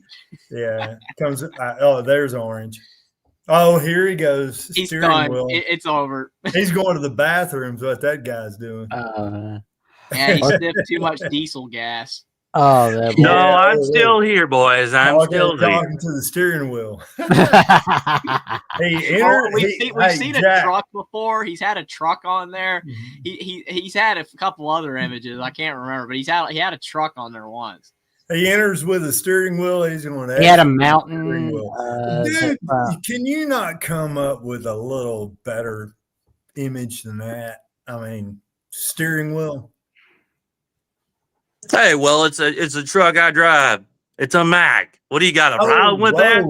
I ain't no Mac. I'm a I didn't know Peterbilt. that. I didn't know that. But that's fine. Okay. What I've said, I'm the hill raising, Mountain Dew drinking, diesel fuel drinking, heavy duty equipment operating, truck driving, tough son of a gun. Dude thinks I drive a Prius. Okay, I mean, come on. I don't go that hybrid, man. Not yet. Ooh, wait, think about this for Caden. You know what, Dino? Oh, okay. First Amendment right like that. That's my First Amendment right for that. Yeah, that is protected under the First Amendment. You're gonna be protesting in New York City down there or whatever and doing that. I'm just kidding. Okay. See, this is why you Bama punks don't understand how it's like to be one bad son of a gun from up north. However, you Bama boys get that nice sun heat, no winters, easy winters. You get 70 degree temperature. You get cold down here. Jeffrey, I listen. Just because you like to freeze, that's not my problem. It's just you can't handle the freezing temperatures, buddy. So sit on down. You just say you ain't built like us boys from up north. You ain't built like us. And I know Jackson Johnson ain't. That's for dang sure. I'm sure Jackson has walked his dog before out in the cold weather. I'm sure he has. Yeah, I mean, I could see that. I can envision that. He can I've also walked my aunt's and uncle's dog Dita in the cold as well. So, Jeffrey, what you been doing, Jeffrey? I haven't seen you in a while. What you been doing, brother? I've been been on the Alabama channel. I've been on the past few Monday shows. I've been here every Thursday. Been staying busy, but I've also been going live on my channel a couple times a week as well. So I've been staying busy on here. But send me an invite and let's have a conversation. Jack, send me an invite. Let's have a conversation. Okay. I just stumbled in this because this guy over here, bottom his little feathers in the background kind of caught my attention. I was, clicked on old Jack here, and this little guy caught my attention talking that smack. But anyway, all right. Who are you calling little, Johnny Burks? Who are you calling little? I said this little guy with this, chicken feathers in the background. Chicken feathers? Are you blind or are you just dumb? It's that saturation, man. Hey, dude, that's the only reason I'm here. I saw you. First of all, knife daggers, machetes. I like knives, machetes, weapons. Come on, man. Well, anyway, that's the only reason I'm here. Hey, I'm glad to see you, and I'm glad to see my buddy Jack and Jeffrey and everything. And so I'm fixing to exit out of here because I got to go teach the ACT tomorrow. There you go, man. Yeah, well, Coach, thank you for coming on for this debate, man. It was awesome. Yeah. And I ain't done, dude. I'm coming back for you, Mr. Ohio State football. Yeah, he gave us a finger. That guy gave us a finger. You believe that? You don't think it didn't deter us at all. We're good. No, it didn't deter me, but I'm gonna come back. He could do double and it wouldn't matter. Yeah. 3 beats 2. Oh man. Hey, and please tell me the next time I come back, you're not gonna have turkey feathers in the background. Excuse me, Coach Burks. This is a nice custom banner, first of all. Yeah. And how dare you call them chicken feathers? How much you give for that? This was a free gift. Oh, it's free? That makes sense. Because it ain't worth a hill of beans. A hill of beans. You know it really isn't worth a hill of beans, Coach Burks? You don't know if you don't know what that means, you ain't from down south. You don't know what I may not be from down south, Coach, but I'm gonna tell you what, you know what I know that ain't worth the darn? That stupid blue t-shirt of yours ain't worth a penny. That's Adidas. This is Adidas. Hey, did you know in Germany they call it Adidas? This is Adidas, dude. What's this hard? I am rolling it. The chat is learning something new. I'm rolling. This is Adidas, man. And my shirt is made from Burn, a American-made company, strong quality, oil resistant, made for the working man like myself. Mine was Vietnam or probably Indonesia or somewhere like that. Cambodia. Yeah, Cambodia or something like that. My hat's made here in the USA. My hat's made here in the USA. Yeah. And my shirt's made in the USA. What those sunglasses? I bet those USA. I bet those shades are China. USA. No, yeah, no way. Oh yeah, Coach Burke. All the way from China. All right, but I'll tell you this otherwise. All right, guys. Well, there we go. We'll be seeing you, Coach. It's always good seeing you, good buddy. You got it, brother. All right, Jeffrey. Jeffrey, hey, Jeffrey, roll tide, and Jeffrey, roll tide. Okra. Don't forget the okra. You don't know anything about the okra, do you, boy? I don't know what it's. And I'm saying, but boy, I do know because I'm okra. older than you. You ain't got anything. You know anything about the okra? Jack, tell him about the okra. That tastes pretty good. I know fried okra. I mean, I don't know if this is a reference from a movie or something. No, Delta State University. Oh. Y'all know Delta State University? Yeah. Oh, yeah. Mascots, the fighting okra. That's cool. That's pretty cool. There you go. Yeah. Wait a second. Y'all don't know about the okra? Teach us, Coach. Huh? Teach us, Coach. Hey, Jackson, did you know about the okra? A little bit here and there. Okay. But I'm just letting Coach do the teaching tonight. Delta State University fighting okra. Yep. That's where I played ball. There you go. All Caden cares about is that Ohio State will win 90-0.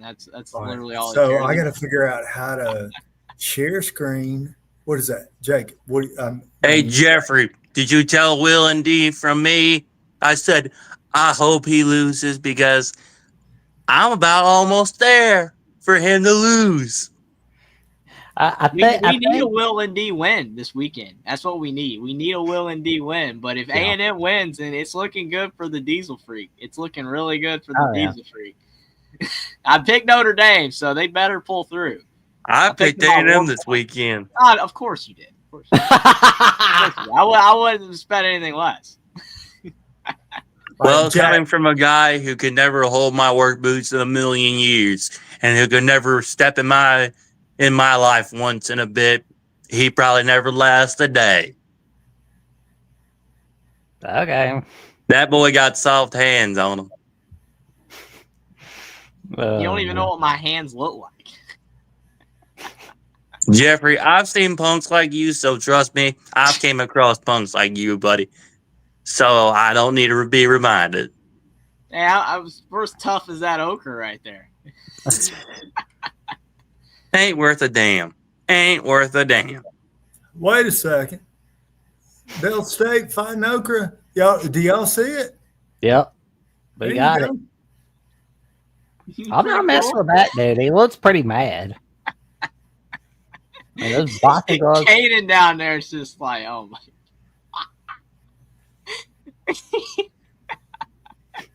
Oh my gosh.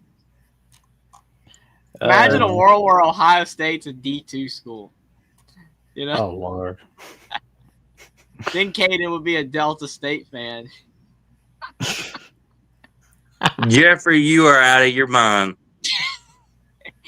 It's called hypothetical, man. That's not gonna be. And why do I consider you, Coach Burks, and your buddy Austin, and some of the dumbest people on this planet on YouTube for a suggestive reason? Oh Lord. And you heard it from me first, and you know I didn't stutter when I said it, buddy. You work longer than that, Caden? I work 7 a.m. till 9 p.m. The heck you mean? How many hours a week you working? 65? 70. Good grief. This is too funny. I literally got off work. What even since 9 o'clock? And I heard Jackson over here yapping, and I figured, why the heck no? Give this boy a little hell and see if he's really made out of iron, but clearly he ain't. Just like I've said about him for the past 6 months. That boy cannot hang with me. He cannot run with me. And that boy dang sure would not last a day with me. I wouldn't say that, but... Oh, come on, Jackson. You know that. Unless Austin wants to tell me otherwise, but I know that boy don't got no set on him. Nah, you're a little too obsessed with people's sets. I can tell you that right now. It's a little, but, good grief. I'm not going to say what I'm thinking right now. Oh, Lord. I don't blame you. Not doing it. Maybe I'm just the toughest of the bunch, or I'm the most bad son of a on this planet. Because that could be otherwise. Dude, I think there are a lot of people that are more than you are. Oh, yeah. And you know what the funny thing is, Jeffrey? Some of them are my brothers from another mother. Some of them are good friends of mine who I actually went out I've eaten with. We played high school football together with. And not only that, we still talk to each other on the phone. And we still raise hell every Saturday night. Caden sound like he's from Georgia right now. South Georgia. Oh, they ain't from Georgia. They're from right here in the beautiful state of Ohio where the cornfields are good. You sound like you're from South Georgia right now. My accent is Southern Ohio, bud. Well, got a problem with that? Ohio's not a southern state, man. I mean, that's the thing. It's Well, just not a Caden, we've got a caller waiting, and I just want to say thank you for the hilarious debate. Like Yeah, we it was. appreciate you coming on. I'm glad I made it before you left the stream. That was it's great. It's always a great I'll time. say this to end it off. No one, and I mean no one, is better than this son of a, and that's the bottom line. Good night. How do you feel, Caden, in the fact that Alabama, all right, we beat UL Monroe by more points than Ohio State beat Grambling. 3 points more. So how do you feel about that, Caden? All right, I'm just saying. Just saying. Here you go. What are you saying? I say that win against ULM ain't impressive. We won by more than you guys beat Grambling. And that's a line because the Diesel Freak said so.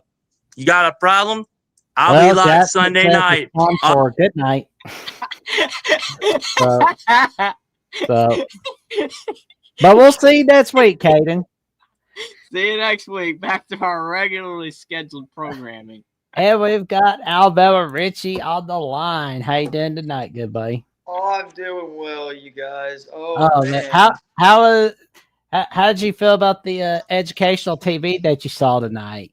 Well, I'll tell you what, it was definitely worth every second of the wait. It was very funny. Caden, I got some news for you. Grambling State wasn't that impressive either. So if you want to make fun of Alabama for walking ULM, you guys were expected to beat Grambling State too. Now, props. Grambling State has a really significant band, but I mean, I don't know if there's really – when did it become a competition to who scored more? I remember FSU fans hit me up this weekend. They played East Texas A&M, and they're like, well, we beat them more than you guys beat you. I said, when did it become a competition who scores more against some school you were supposed to beat?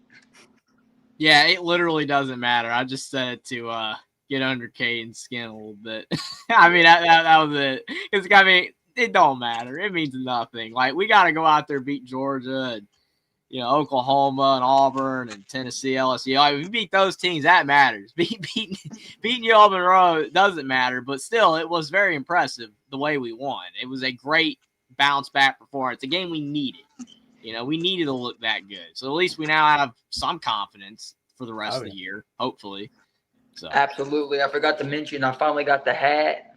Oh, there we go. That looks nice, man. That looks nice. Oh, it's a very nice hat for sure. I had to get it for the show and everything. But I was going to ask, I was doing notes for the show tonight. Did you guys see the exchange between Tim Keenan and DeBoer at practice? What did you guys think about that? Was it a confidence boost for the team? Because I like what DeBoer said about it in the press conference. I feel all right now. Like, I feel pretty good about where things can be heading for the rest of the season. I think we'll be all right for right now. But, we just have to see where our defense is going for the rest of the season, Absolutely. What do you think about it, Jackson? The exchange between Tim Keenan and DeBoer. Did you see it? Yeah. I saw it a little bit. I saw like brief stuff online about it. I didn't really dive deep into it. I mean, it's interesting. Like, I think that anything that can get DeBoer, like going, right? Like he needs confidence in the job. You don't want him coaching scared. You don't want that being a deal. You want him confident. You want him. He doesn't have to be saving. He doesn't have to be yelling at people all the time and throwing headsets and all that kind of junk. But it's like you got to be the leader of the organization, right? You're the football coach, and it's like any bit of confidence that he can get, even if it's from his players, I think it's a good thing.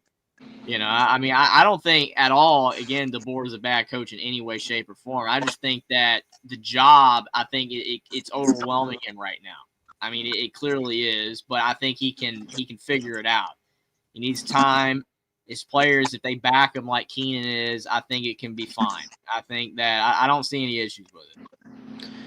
Yeah, I don't either. I know people today were telling me, they were like, do you think he'll get let go after this season if he fails to make the playoffs? They said, let's keep in mind, there's a $70 million buyout, and it's his second season.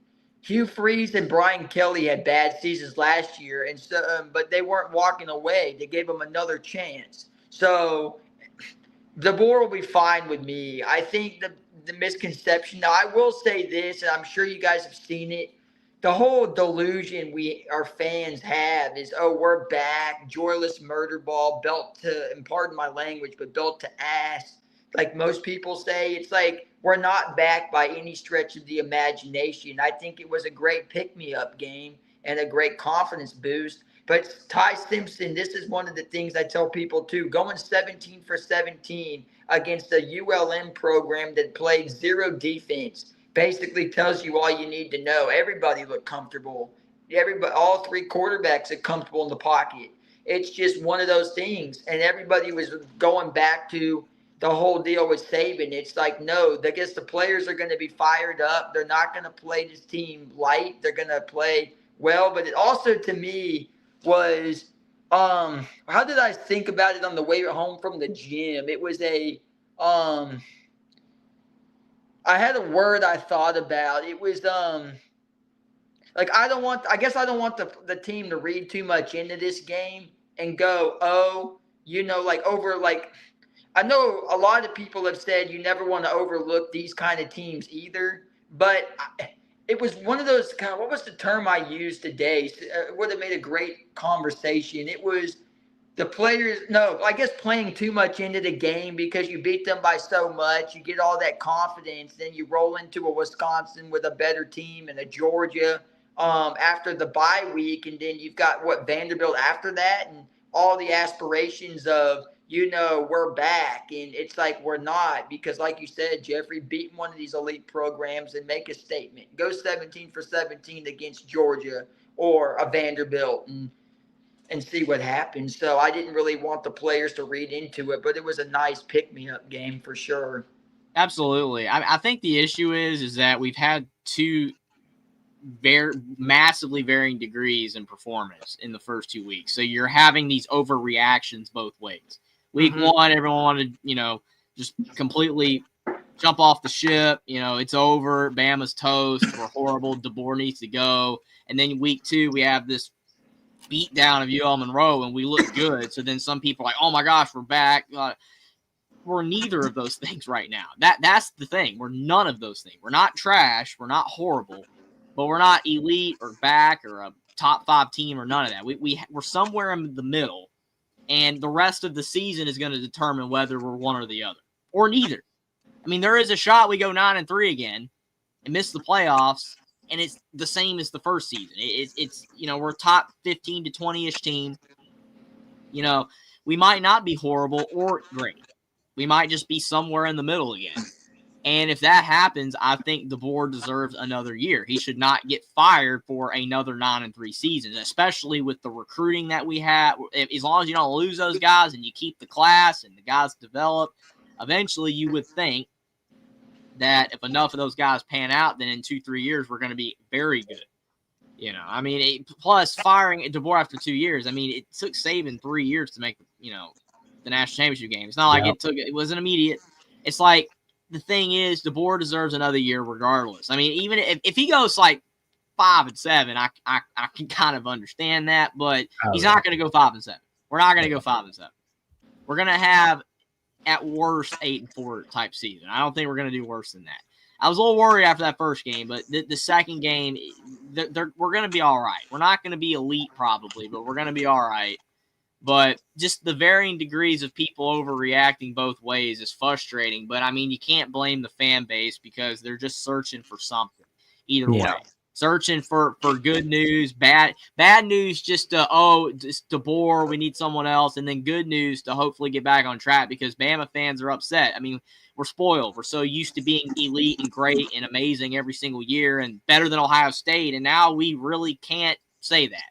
We can't really argue back. I'm using UL Monroe 73-0 over Grambling, 70-0 for Ohio State as an example of how we're better to be as a joke. But we're behind Ohio State right now. We're behind Texas. We're behind, some of these other programs, and it sucks. Like, we don't like it. We want to get back there, but we can get back there, and I think DeBoer can do it, but we just can't overreact to every little thing. If we do that, then that's going to hurt us as a team. Another thing I wanted to bring up, too, is I love how Florida State beats us week 1, and now they think they're back. It's like you're not back yet either. You played East Texas A&M, and this week you've got Kent State.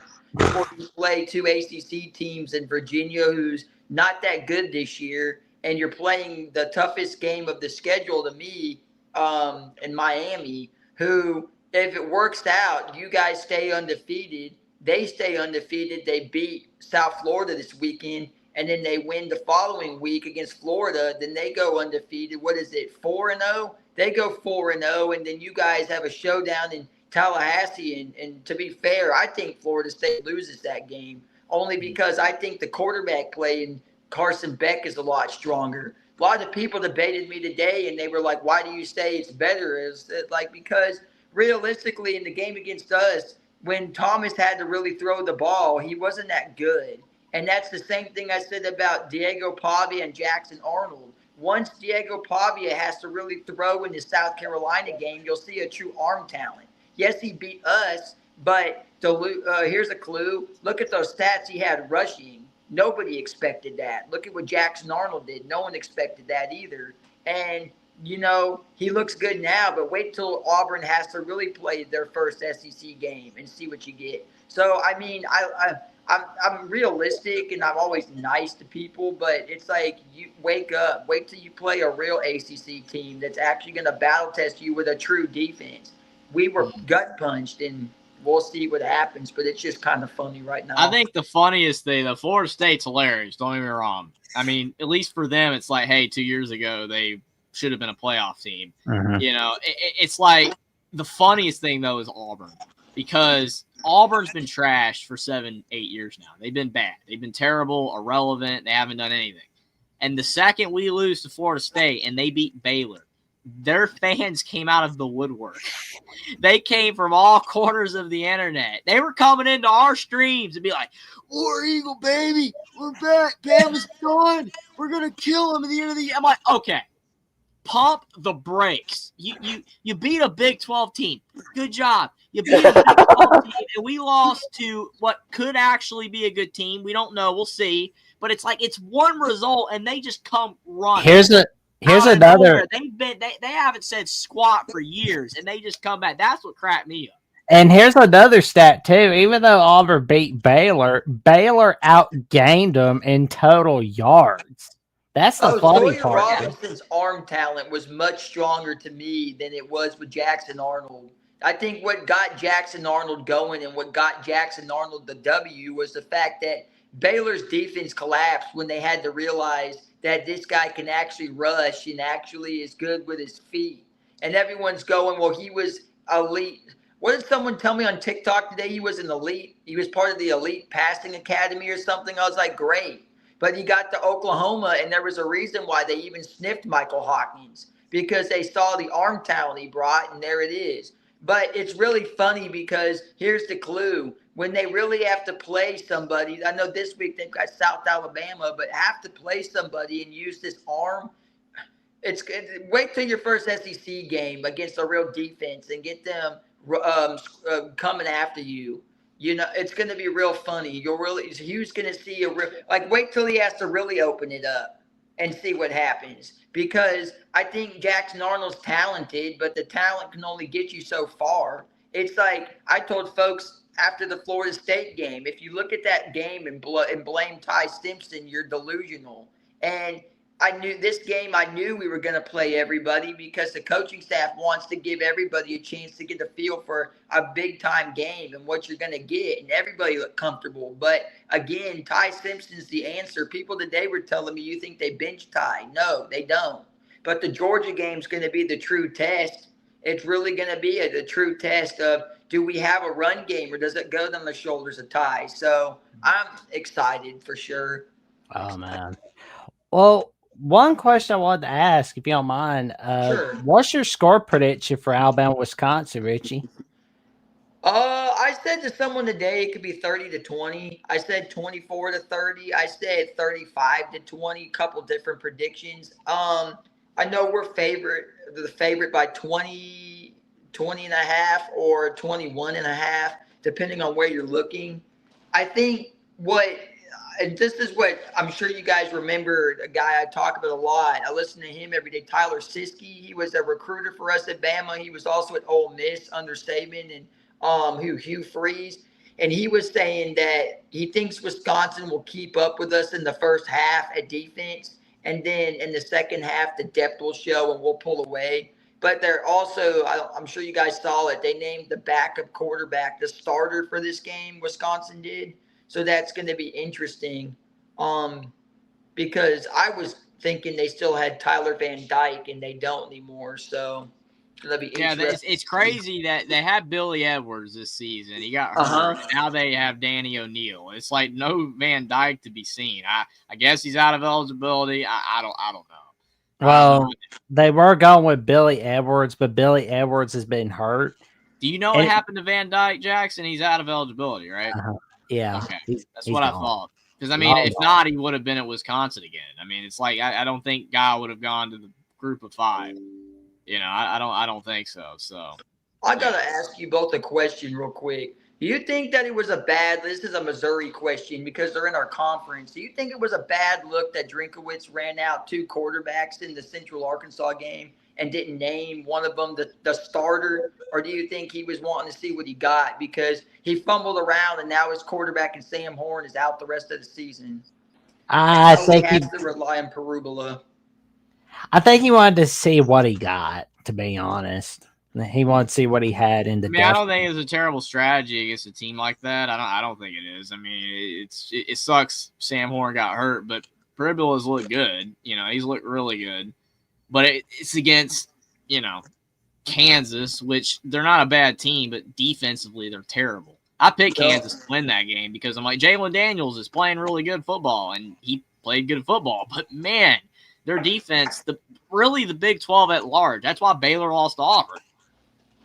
Couldn't get stops when they needed to. And Kansas lost because they couldn't get stops when they needed to. And Kansas State sucks defensively. And, yeah, the Big 12 is garbage. Literally, the only hope in that league is Tech, if they are anything. We don't know yet because they haven't played anybody. Utah and Iowa State. And I'm not sold on any of those teams. I mean, Utah's got a defense. So it's like, yeah, you know, if their offense is good, then Utah might be all right. But, I mean, none of those teams are going to be like, once they make the playoffs, whoever makes the playoffs out of those teams is going to, you know, win. You know, they just don't have great teams. Like, Utah's a good team, but then when they play anybody above their weight, they get destroyed. I mean, we saw Utah against Penn State in the Rose Bowl. Yeah, he got hurt rising, but it's like these teams just don't match. They just don't, unfortunately. Arizona State was very much an outlier, you know, with Scatabo and Sam Levitt. It's like that was an outlier that they almost won and theoretically should have won that game. It was more so because Texas played around with their food is what that was. Yeah. You know, I'm sorry, but I mean, I the thing is, that's a pretty good analogy because it's accurate. I hate being this way because people are like, oh my gosh, SEC homer. It's the same thing with the Big Ten.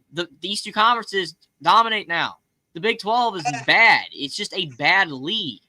It's not a bad league if you eliminate the Big Ten and the SEC. If they don't exist, then the Big 12 is a good league.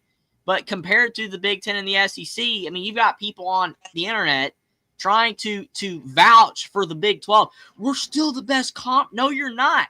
You don't even have one elite program. Arizona State looked horrible this weekend, too, against Mississippi State. I vouch West for Virginia lost to Ohio. K-State lost to Army. Yup. The conference stinks. Sonny Dykes is going to mess around and get fired if he's not careful. He doesn't have that quarterback anymore that took him to the national championship. Was that Yeah, who it Duggan. was, or am I? No, I'm thinking of TCU. Never mind. TCU with Max Duggan, yeah.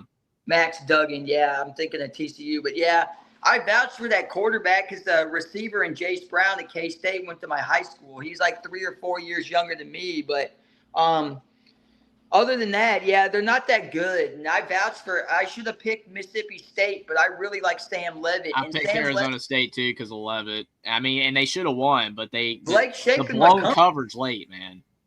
Yeah, see, Mississippi State could be a dark horse because Blake Shapen looked actually okay. He didn't look great, but he didn't look bad either. So yeah, I mean the problem is that that game optically though is hey, awful. Give me 1 second, y'all. I gotta run to the restroom really bad. I'm you're good, man. Give me 1 second. You're good, but yeah, it's like it's just really optically a bad look for the Big 12 to have your basically your favorite to win the conference, your highest ranked team in the conference at the time, go on the road versus one of the worst SEC teams and lose. You're not supposed to lose. You know what I'm saying? That's like Ohio State going on the road to play Mississippi State. The Big Ten's best would absolutely destroy Mississippi State. Mm-hmm. The best SEC team, 99 out of 100, would absolutely blow out Mississippi State. But then the Big 12's best loses. And that's the problem. They don't have the talent. They don't have the money. They don't have the resources. Tech is just spending a lot of cash because they got it. And if Tech keeps doing that, they're going to find themselves somehow in the SEC. That's what's going to end up happening. Because anybody that's spending big bucks is going to end up joining the big leagues. I mean, it's just the way it is. Tech's going to find themselves not in the Big 12 if they keep buying 5-star players. The rest of the Big 12, though, is not. They don't have it. Look at their recruiting rankings. They're trash. Colorado's recruiting is trash. Doesn't matter that they got prime time. It's trash. Prime's not going to be there very long, unfortunately. All of the recruiting rankings for the Big 12 teams are awful. Look what I got 2 of them for you. So real quick, look at what Colorado just did. Did they name that? They named that third-string quarterback the starter. That tells you all. The one that did that, like that move that Shador made or whatever. It's like it's really funny because after one game against somebody that they were supposed to beat, they turn around and name this guy the starter. It's like you were hyping up both these quarterbacks, and Auburn was supposed to get one of them, Julian Lewis, and he doesn't even start for Colorado. So what's it now? You want Julian Lewis? Because you don't. Obviously, it shows what Colorado's intentions were and what Deion's intentions were, because this guy's not your starting quarterback and wasn't even named the starting quarterback before. They rolled with the Liberty kid. I thought that was really funny. And then I thought it was so funny that Kentucky kept up with Ole Miss this past weekend, and yet they bench Calzada for this back. I hope it's not clickbait, but they bench Calzada for this kid that I don't even know who he is. I've never heard of the kid, and that tells you all you need to know because the last 4 quarterbacks Kentucky had were transfers in.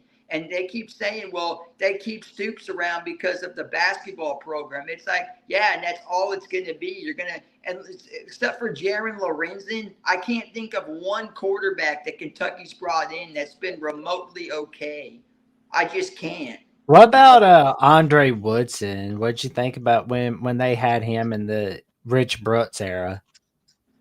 I thought he was okay, but I didn't think he was great. I mean, Kentucky and Duke and UNC and programs like that are, to me, known for basketball. Indiana until right now. Yeah, for sure. And then Vanderbilt in baseball, LSU and football and baseball, Kansas. Your programs like that, if they do anything in football, it's great, but they all look towards basketball season. It's like Florida State's trash in football. Basketball. Clemson's okay, but they're not great. Arizona State's horrible. I mean, those programs get by because their basketball program is it. And I had someone try to say to me the other day that the SEC was down in basketball and hasn't been. No, you're funny because the SEC was probably the most competitive conference in basketball this past season. So realistically, I just find it funny that some of these programs that like Mark Stoops gets saved because of the basketball. It's like I would have moved on after last year. I really would have. But the thing is with a lot of these schools, this is my opinion. It could be completely wrong, but when I look at these type of programs Sure. like Duke and Kentucky, Indiana, I think Indiana, holding my breath, we'll see how they do the next couple years. But when you're at a program like that, a basketball-oriented school, and you have that shot in the dark success, you know what I'm saying, at these type of schools, you gotta bolt. And it hurts me to say that because I do not want Kurt Cignetti to leave Indiana. I obviously am an Indiana fan too. I don't want him to leave. And I think Indiana's really trying. Indiana's trying to do what Duke and these other schools will not do. They're actually trying. And if they continue to try, I think Cignetti can actually have sustained success. But again, only time will tell. But the vast majority of times at these schools, it flames out. Because you have that success, you get that one quarterback or that one coordinator or whatever that it just all comes together, and then it's over, and you can't replace it.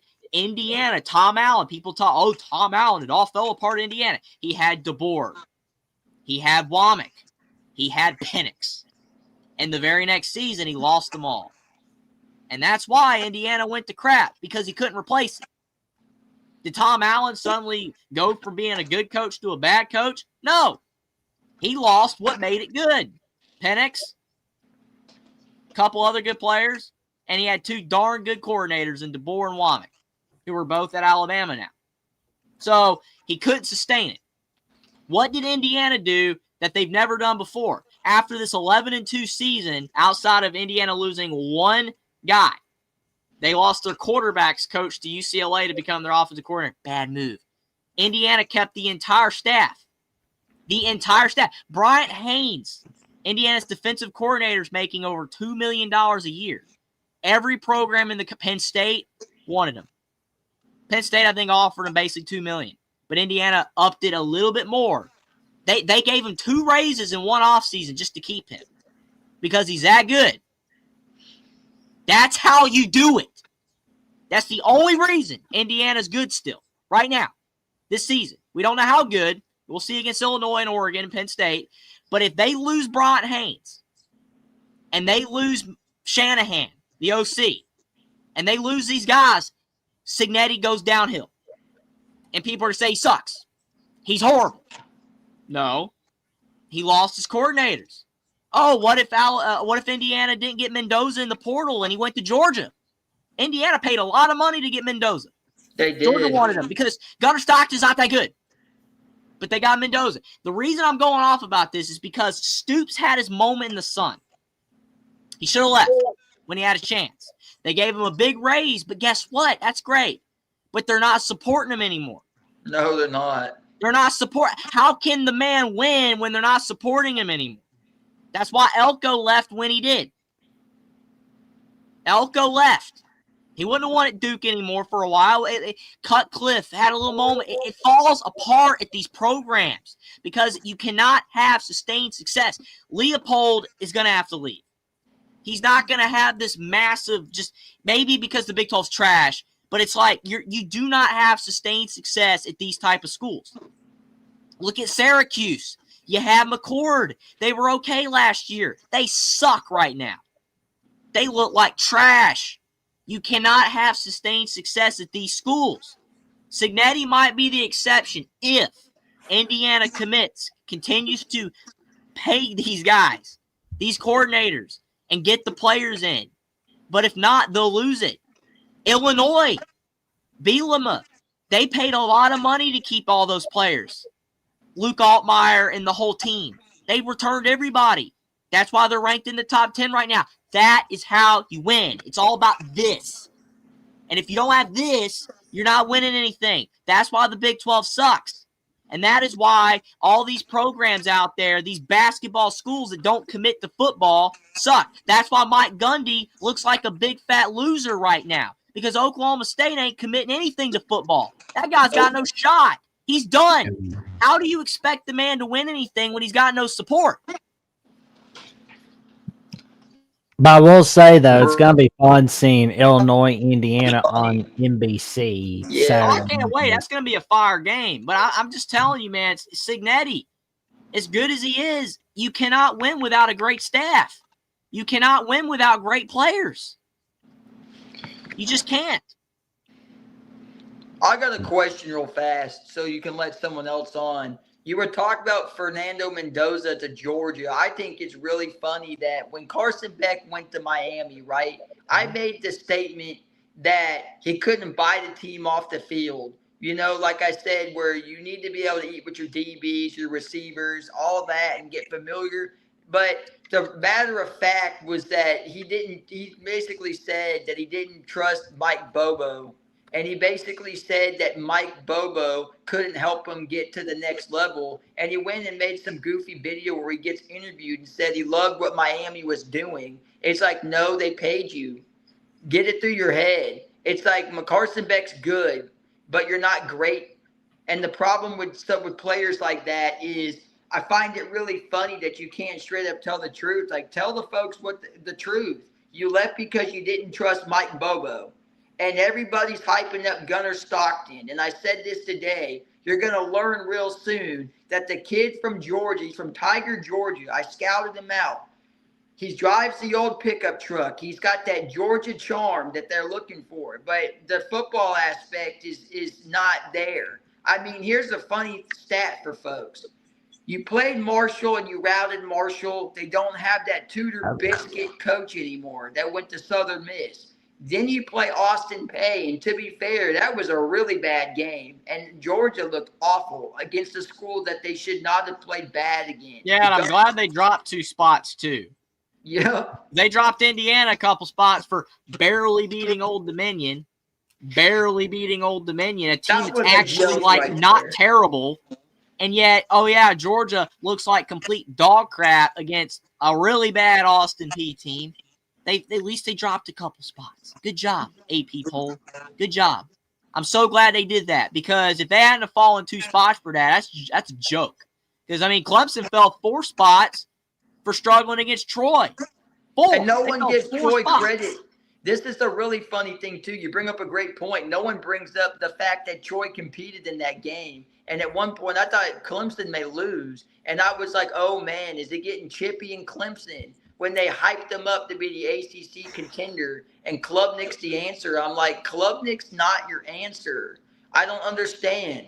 It's just really funny because people are worried that they might – like, I thought it was funny they even sniffed. You know the backup to Gunnar Stockton, Puglisi? They're sniffing Puglisi this weekend. They're like, what if he has to step in and save them? And I was like, good luck. Look, if he has to come in and save you, that tells you all you need to know. It really does, because I told folks that the games you saw, I almost said Stetson Bennett, but the games you saw Stockton come in, it was because Carson Beck got hurt, and you knew that wasn't going to work. And I told folks from the jump, and all my family lives in Atlanta, around Lawrenceville and Duluth and all that, and they die for the Dogs. I'm like, you're going to learn this weekend. Because they're all looking towards the Georgia game and the Bama game. It's like, hold on a second. You got to look towards that Tennessee game. You're on the road at Neyland Stadium. You may be a 4.5-point favorite, but who's not to say that Tennessee could give you some trouble? They want revenge because you're not playing them for another 3 or 4 years. And that's the thing. It's just really funny because I thought personally Georgia blew it not getting Mendoza. I really did. I thought, what's stopping you? I know what it is. You invested all your chips into some quarterback that's the Georgia boy, and realistically, you let your quarterback you guys hyped up so much, and Carson Beck walked to Miami, and Miami looks like the ACC favorite right now. What cracks me up about the Mendoza thing is that literally when it was announced like that it was IU and Georgia were like the finalists for him, I thought, okay, Indiana's got no shot. No shot. At all. To get him. And people were hyping Mendoza up. They're like, wow, he was so great at Cal. He was awesome at Cal, even though he was sacked 50 times. And without him and Jay Knott, they wouldn't have won a game, blah, blah, blah, blah, blah. Well, the guy goes to Indiana. And suddenly, it's like, oh, well, Mendoza's not that good. Okay. So I ranked Guy 4th on my top 10 quarterbacks ranking in the preseason, which everybody said I was a complete moron for. And now people are saying, yeah, he might be a first-round draft pick. Okay. I mean, we'll see. Again, things could change. He could completely suck against the bigger opponents. But so far, he's looked really good. A lot better than Gunnar Stockton. And I think the reason, 2 reasons Georgia didn't get him is, one, you're probably right, Alabama Richie, that they invested in Stockton. And 2, is because Indiana, again, threw out big money. They did. Everybody's doing it. Indiana has money. They're just finally spending it. Stanford's got money. All these schools got money, but it's the ones who invest. Indiana finally is investing in football. They've done stadium upgrades. The field looks sharp. They've been doing they've been building the whole thing up at IU, and it looks a whole heck of a lot better than it did a couple years ago. Signetti said he would not have come to Indiana if they weren't going to invest. He said, are you going to give me at least average resources? And he said, yeah, we'll do even better than that. And now Indiana is a program right now. They're something. But they don't have that without keeping the coordinators. They don't have that without keeping Mendoza. I mean, I've heard rumors that Pons, Indiana's star corner, D'Angelo Pons, was getting big offers from the SEC. Yeah, he was. You know what? Indiana gave him money. Yep. They did. Money. They kept him. As much as the guys can say all day long in the freaking pressers that they love Signetti and that's why they stayed, they're paying him money.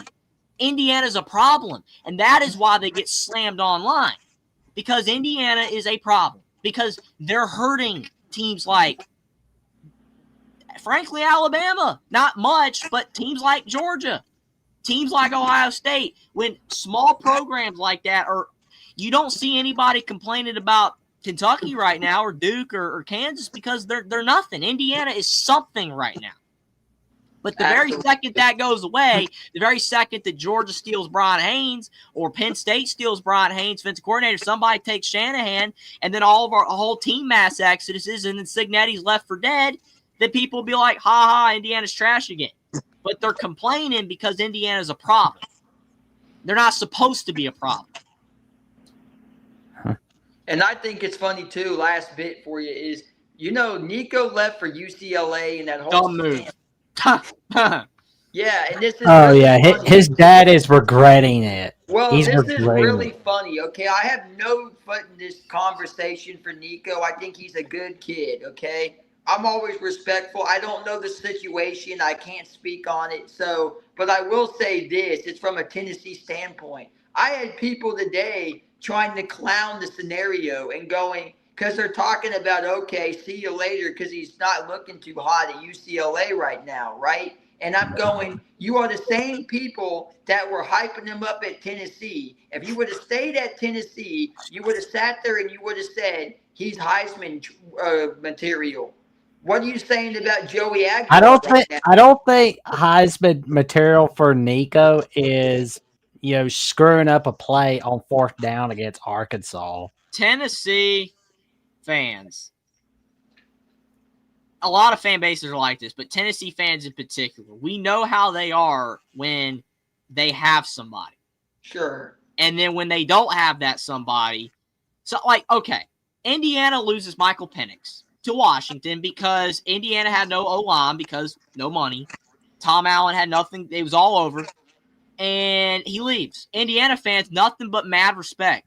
Still to this day, we love Michael Penix. We appreciate what Michael Penix did for Indiana. We're happy he had the great success he had at Washington, and we're happy that he's having success at the Atlanta Falcons. Good for Michael Penix. He's always a Hoosier for life. That's the way Indiana fans react when they lose a guy to the portal. way Tennessee fans act, though, is they completely go from, oh, this guy's awesome, this guy's amazing, like you said, Heisman, blah, blah, blah, blah, blah, to, oh, he sucks, he's trash, he's garbage. It's the same thing with Lane Kiffin. Lane Kiffin, I love, and I've watched with Will and D before, but we've gone back and watched some in our free time before. We've watched clips of Tennessee fans on old YouTube back in like 2010. Like, you got this SD looking 360, frame, whatever the you know what I'm saying? Yeah. Like it's terrible, man. Like it's poor quality, poor footage. And you've got these Tennessee fans with Lane Kiffin shirts on, and they're like, man, he's great. We're back. Screw Phil Fulmer. It's like we're good now. Then he leaves. Man. Then he leaves, and then they're burning Lane Kiffin shirts. And they're like, screw you, Lane. You suck, Lane Kiffin. You're garbage. I should have never bought this T-shirt. Oh, my God. All this kind of stuff. It's like that's what they do. And they turn on their own when they leave.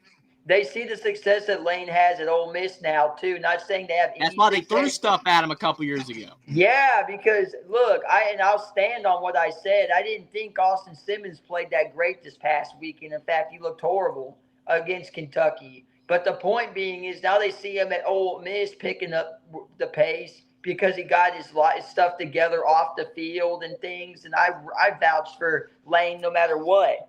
But it's Oh, man, that technology's messing around with you tonight, man.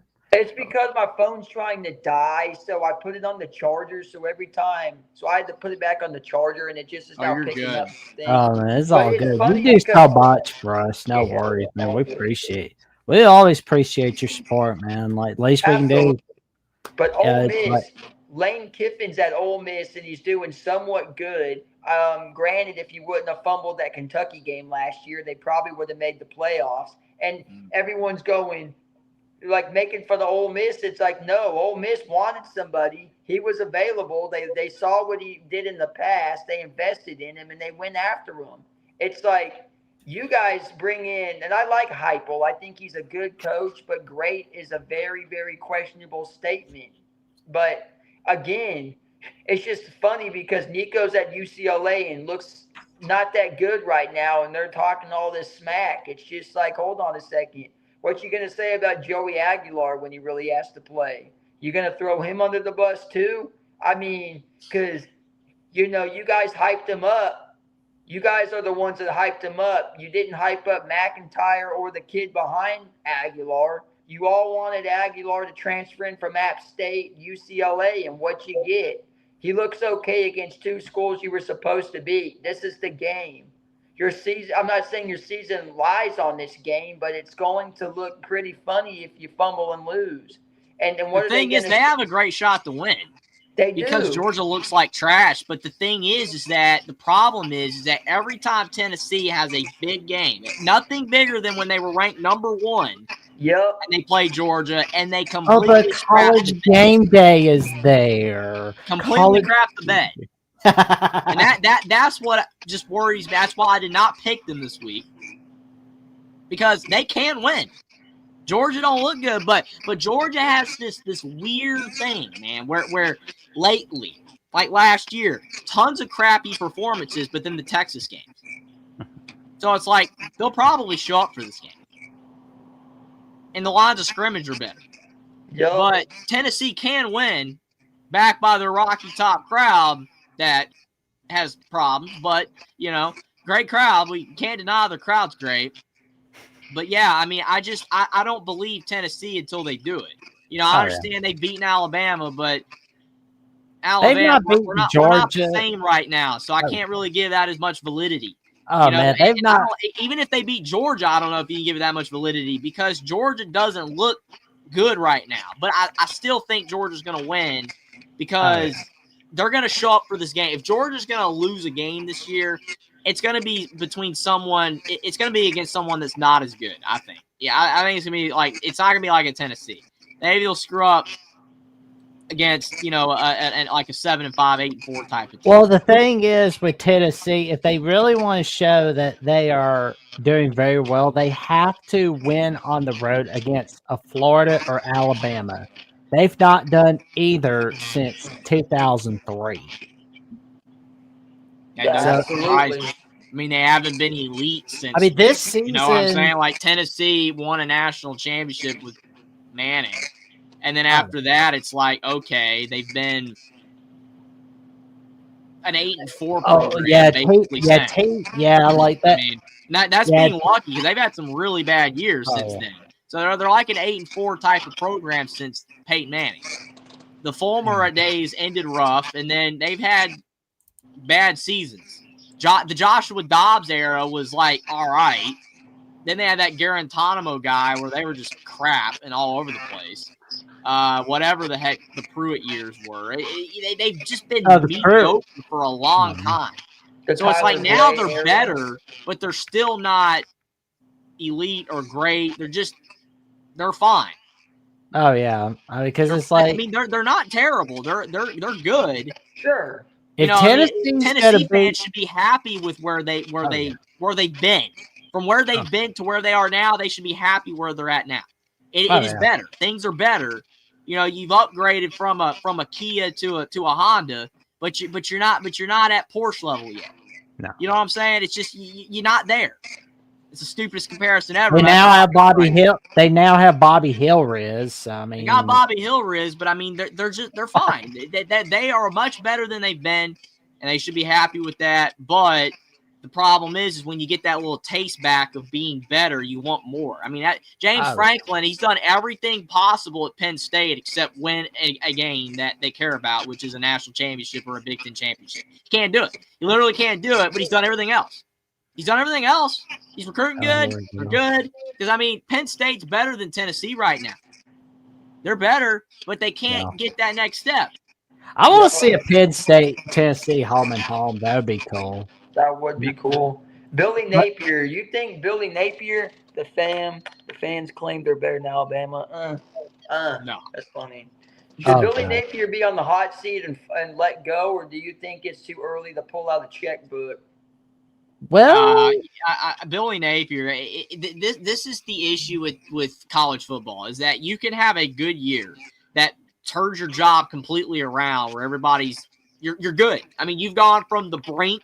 Oh, Napier's done. Look at the schedule, their history. Then you've got Lagway comes in, which I literally your team loses. Y'all said it last year. Go ahead, Jackson. Your team loses because one of your defensive players gives out the hot Tua on a South Florida guy. Like, that's embarrassing. That is an embarrassing way to lose. And this is what, your fourth year? That's bad. That's bad. Didn't they have that game? You literally go into last season, though. You go into last season, Napier's done. He's history. He's toast. It's over. Everybody's just leaving him for dead. And we all said it. Me, I was the most vocal, but you as well, Richie. We all said Lagway. It had to be Lagway or nothing. He comes in, he saves his job. And Napier's gone from 5 out of 5 on the Richter scale of hot seats to now he's like 2 out of 5. He's okay. His seats cooled down. And then one game. And it's all roasting back up again. Just one game.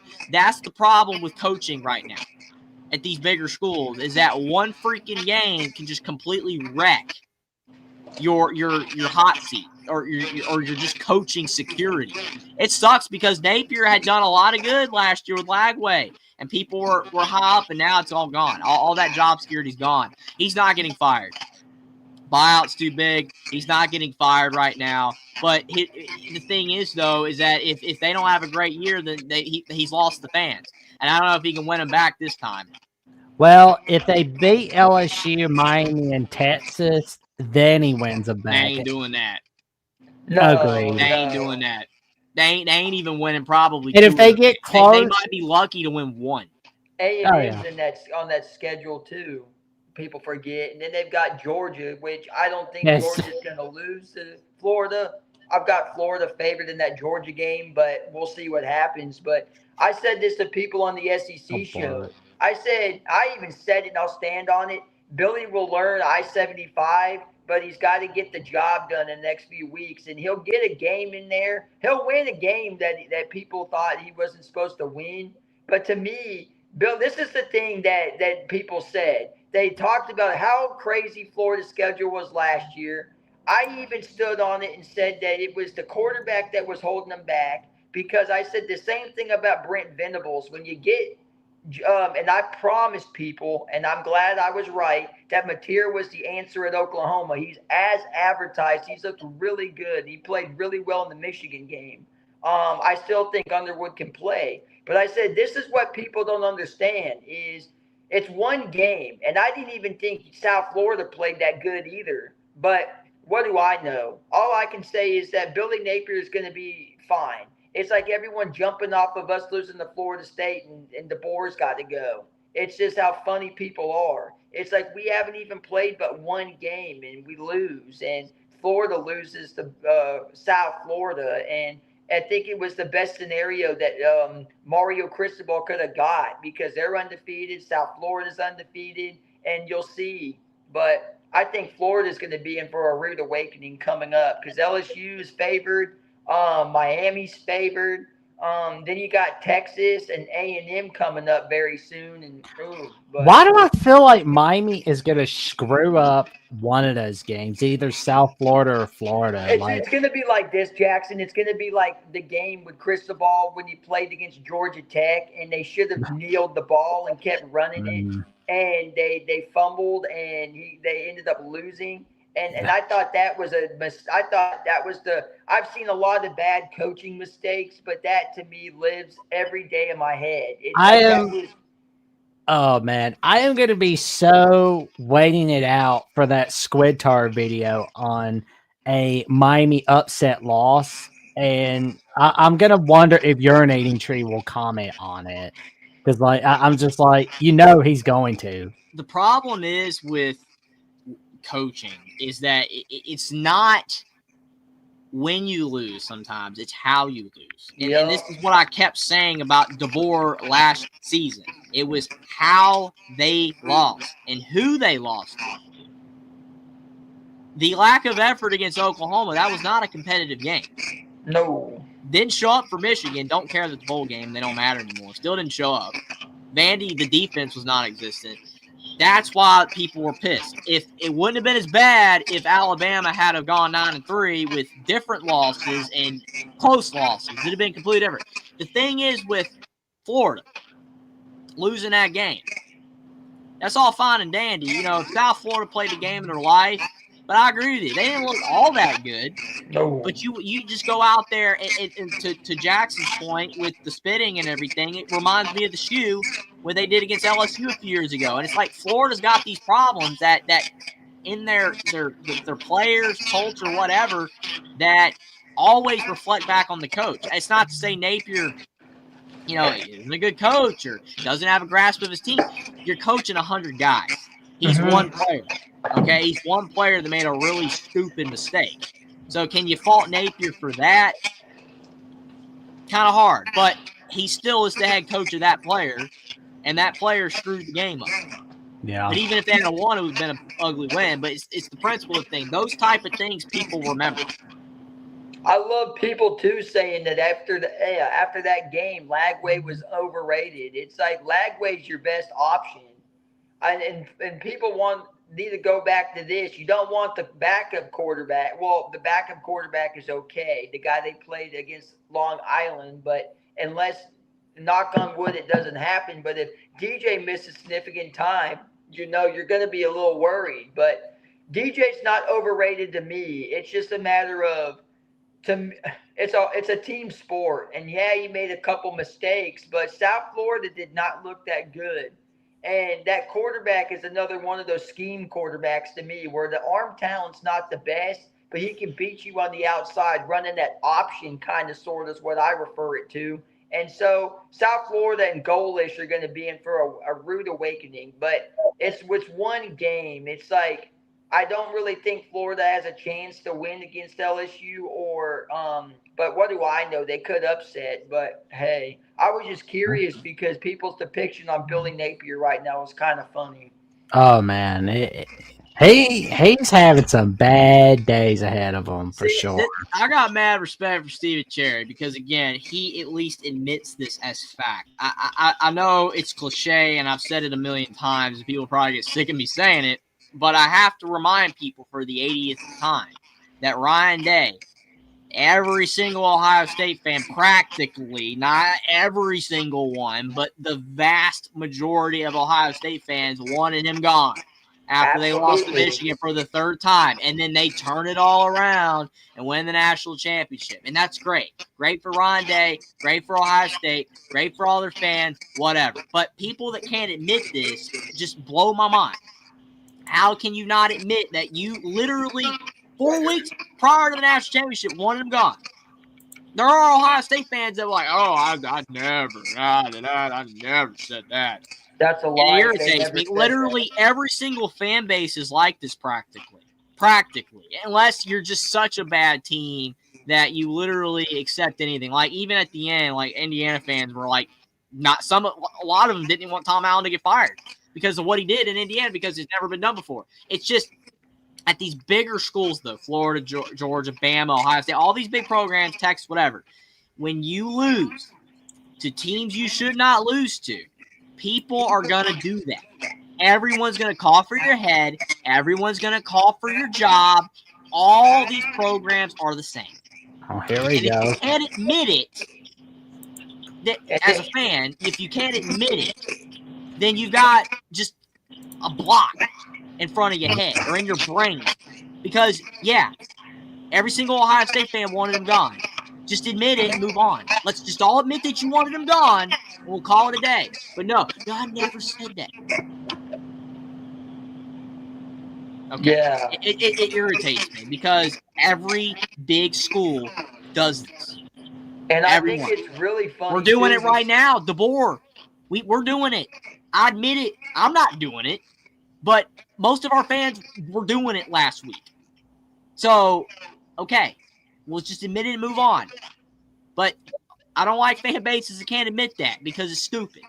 Just admit it. Yeah. Admit that you wanted him gone, but now you're happy now. It's all good. But then once Ryan Day loses a stupid game again, you're going to want him fired. Oh, loses to Michigan again. Oh, it'll happen, but whatever. It's dumb. I'm not an Ohio State nor Michigan fan, but I really want to bring this up real fast. I think it's really funny because I think that's all they're going to, forget the championship. You can't beat Michigan. That's the talk of the town right now. And I also think it's funny because they lost to a Michigan team that was not projected to beat them last year. I actually thought, I like the quarterback they had. Davis Warren was a stud.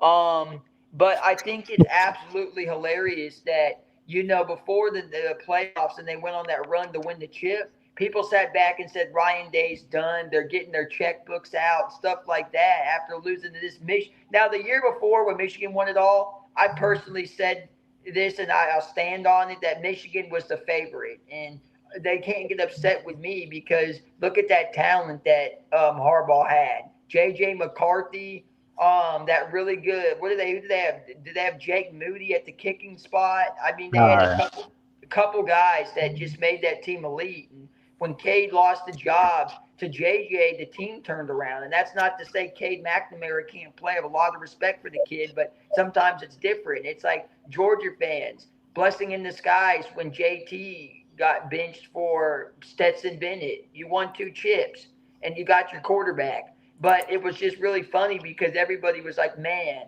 it stings. We can't get over the fact that Ohio State – and I'm not saying everybody was like that because I know several Ohio State fans that brushed it off and just moved on, and it was great. But vast majority of people were so upset they couldn't believe it.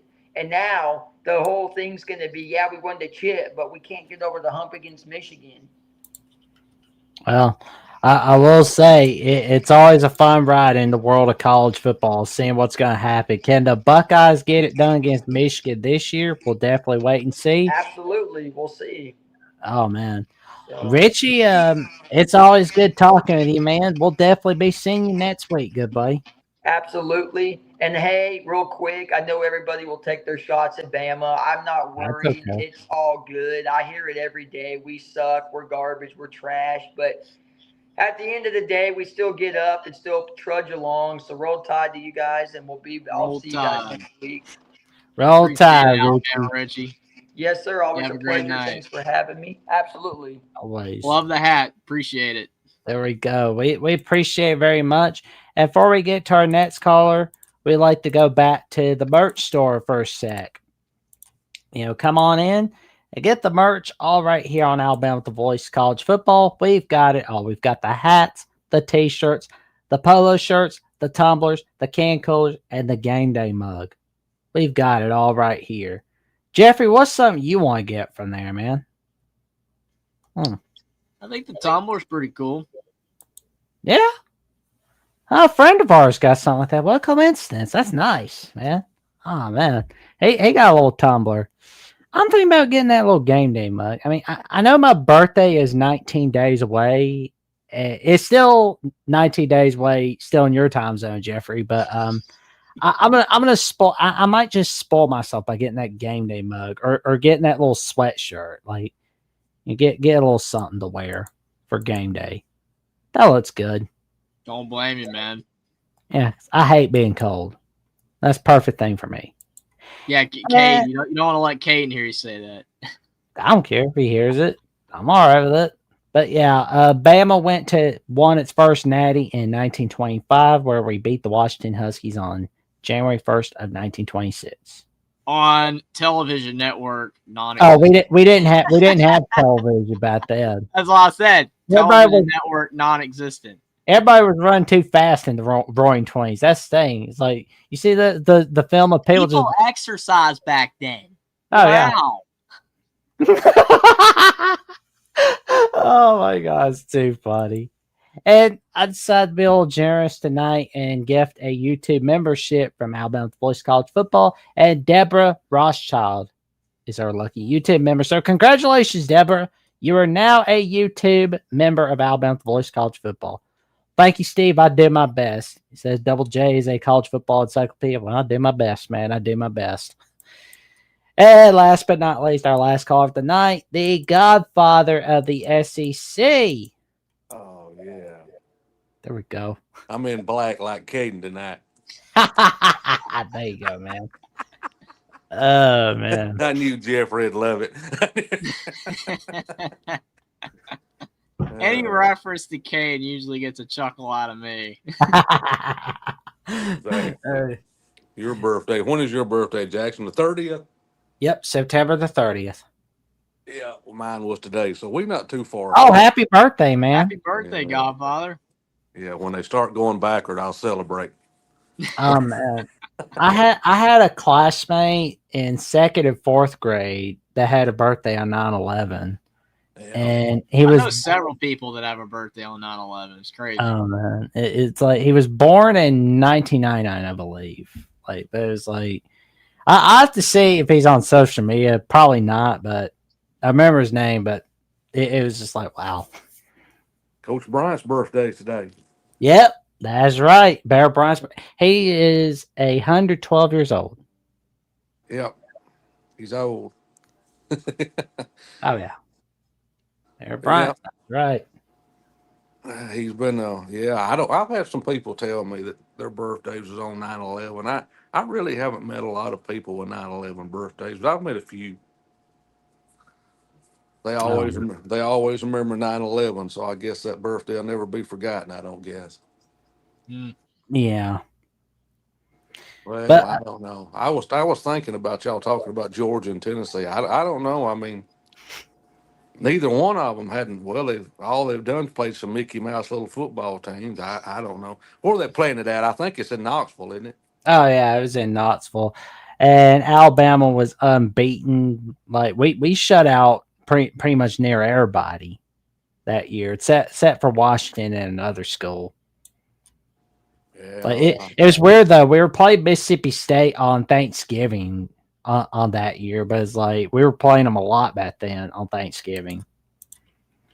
It's like, sucked that we couldn't play Auburn from 1907 to 1947, but we'll definitely go over that history when it's Auburn week and the college for that week. Yeah, we need to go ahead and just drop them for 25 more years, or 40 years, or 50 years. If they don't win anything, they'll claim a national championship this year. Somehow they will. The NCAA will let them do it. They'll do it. They'll get away with it. They'll try. They'll try. They'll try. They'll try, but they'll fail. Oh, This yeah. is disadvantage for Georgia is having to go to Knoxville, I guess. I don't know. It's too funny, man. Like Tennessee's in for a rude awakening when they go Tuscaloosa. Yeah, I think that's going to pretty much. I don't know. Tuscaloosa's a hard place to play too. They forget about that too. But I'm just kind of laughing about how like some people just kind of say, "Oh, but you know Georgia Tennessee's in game days." Like, yeah, I don't care. I really don't care. I mean, yeah. I mean, you got. Illinois, Indiana is a better game day because it's cool when you meet. Georgia, Tennessee is just whatever. That's where you're supposed to go. You know, it's just a whatever game. It's like, okay. Oh yeah, Miami. I mean, if you're a Georgia or Tennessee fan, it matters. But it's just like, okay, it's like Miami, South Florida is a better place for game day for week 3. Like week 4, they're gonna have to really figure that one out. Like, hopefully they do. That would be cool. But that's the best game. Oh yeah. Well, if Alabama can survive this week, we can get an off week. That'll help a little bit, I guess. Maybe. I don't know. I'm glad we have a bye before Georgia. Oh yeah. But it's just gonna be yeah, well, that's right. Georgia's got a bye week same week as we do. So I'm like, crap. So it's like, yeah, but we got an easier game than they do this week, so there we go. Well, theoretically, I mean, it should be a way easier game for us than them, but it depends if Tennessee shows up or not. I know the game of the week is Auburn versus South Alabama. Well, Auburn fans would say that. Oh man, he gonna get a good start. Gus is, but I mean Gus. I call him Gus. I mean Freeze, Mr. Freeze. But when he gets in the SEC play, we'll see what happens. I mean, don't know. A&M Notre Dame's a good game. Too. It's a good game, but you know, Florida LSU lost all of the shine that it had. Oh man, like Godfather, you got me thinking about the Mr. Freeze for a moment, the Burgess Meredith one. He kind of looks all funny and stuff. Yeah, the one I liked was Arnold. He done pretty good. Arnold did, He played Mr. Freeze, didn't he? Am I thinking right? Oh yeah, Schwarzenegger. Yeah, he done pretty good on Mr. Freeze. Who was the best? Who was the best Batman? I'll let y'all young guys tell me who was the best one. Oh man, that's a tough one because I mean, there's the Adam West one that was kind of campy. Dude, that show's fire though. Let's be real. That's true. That show is fire. As campy as it is, I can watch that all the time. I mean, the Bams and the Pals, dude. I mean, the original theme, just Batman over and over, is classic. It's great. The 90s Batman, I like him. Man, like Michael Keaton. Y'all say Michael Keaton's Michael Keaton's a good one. Michael Keaton was Chick Hicks in Cars. Val Kilmer, was he good? Yeah, Val Kilmer's pretty cool. Like Val Kilmer and Kevin Conroy make the best Batmans, honestly. I mean, Kevin Conroy's man had to have been thinking, "Oh my god, I get to be with Batman. That's so awesome!" Like that, like you gotta be like if you're a spouse that's married to the guy that plays Batman, you're thinking to yourself, "Oh my gosh, I get to be with Batman tonight." Like it's just too funny. Like I can't help but think it. It's like they had to have been thinking that, honestly. Yeah, I mean, what's his name? What's his name? What's that guy? Christian. What was his name? That played Batman. Christian Bale. Yeah, Bale. He was good. He done a good job. That sort of surprised me. He left that role, but I guess he wanted to move on to bigger and better things, or he was tired of it, or they were tired of him. I don't know what it was. I thought he done a pretty good job myself. Oh yeah, but I wouldn't want to be messed with the Christian Bale, Val Kilmer, or the Kevin Conroy Batmans. That's for sure. Those guys, I don't want to get on their bad side. Well, what's the score going to be for Alabama? Well, that's early kickoff this week now. 11 Oh, 11 yeah. a.m. kickoff.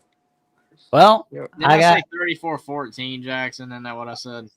Yes. And I said 38-17. As they say, great minds think alike. Yeah, I'm like y'all. I think Wisconsin probably got a little bit more. I think they'll probably score on Alabama a couple of times. Won't surprise me at all. They don't score on them a couple of times. If Alabama pulls another one of them 50 or 60 shutouts, I don't know. Maybe they're teed off, but I mean, I don't know. That could be good or bad. You might not need a bye week if they're that hot. You might want to go ahead and play Georgia. I don't know. Oh, there you go, man. Sometimes people say those bye weeks are good, and some people say they're bad. They're good for injuries. We know that, but are they good for momentum? I don't know. Sometimes I wonder myself. I don't really know.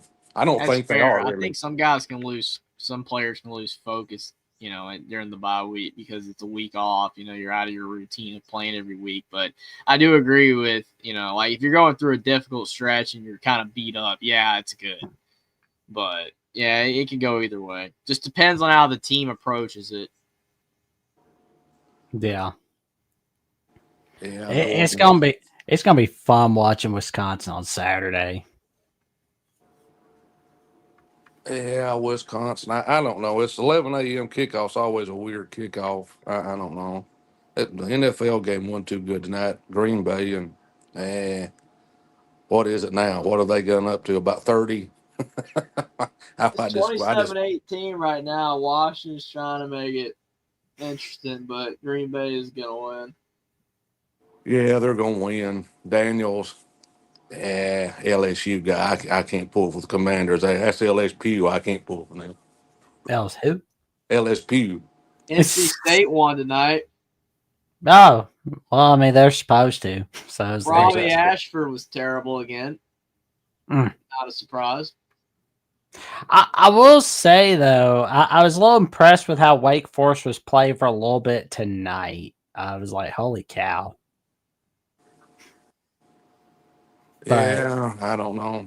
Some of the teams in the NFL, Kansas City's gotten beat. I mean, I don't know. I guess the Eagles may be the best looking team I've watched. I guess I don't know. I mean, some That people Ravens Bills game was incredible. Yeah, it was. It was a good game. Yeah, they let that slip. They let that slip away. Yeah, I picked the Ravens too, and they should have won. Sure, they should have. I mean, Derrick Henry fumbled that football, and I mean, neither one of them's got too good a defense. But I mean, I don't know. He fumbled the ball as many times you carry the ball, you're gonna cough one up every now and then. Ain't nothing you can do about it. Absolutely. I don't care how strong and big you are. Somebody's gonna pop that thing out of there, sort of like Bo Jackson said. Don't. There's always you're gonna meet somebody stronger than you are. He says if you think you're not, just keep playing. You will. Well, I will say it's gonna be fun seeing. Like for me personally, I don't care what time a game kicks off at. You just let me know the time. I'll be watching. There you go. So that's how I go. I don't care if it's 9 o'clock at night or 9 o'clock in the morning. I'll do what I gotta do. 3 a.m. Yep. Like have to prop your eyes open with toothpicks. Yeah, keep watching. I mean, once it gets to be a huge blowout, I sort of kind of start dillying around and stuff like that. I think that's what'll happen. May happen before halftime. I hope they get to play a lot of players like they played last week. That's an advantage for the Saturday's game. A lot of those guys need a lot of reps, and maybe they'll get them. Everybody that played Saturday looked good. Maybe they can do the same thing again Saturday against Wisconsin. I hope they can. I hope so too. Just want another game where they give a lot of effort. You just don't want to see them go out there and just look lackadaisical half the time and lethargic. Like even in a win, like even if we win comfortably, you don't want to see that. You want to see them full throttle all game. That's what I want to see. That's what they need to do, full throttle, man. You got to go to school on Friday. You do school on Friday, y'all off?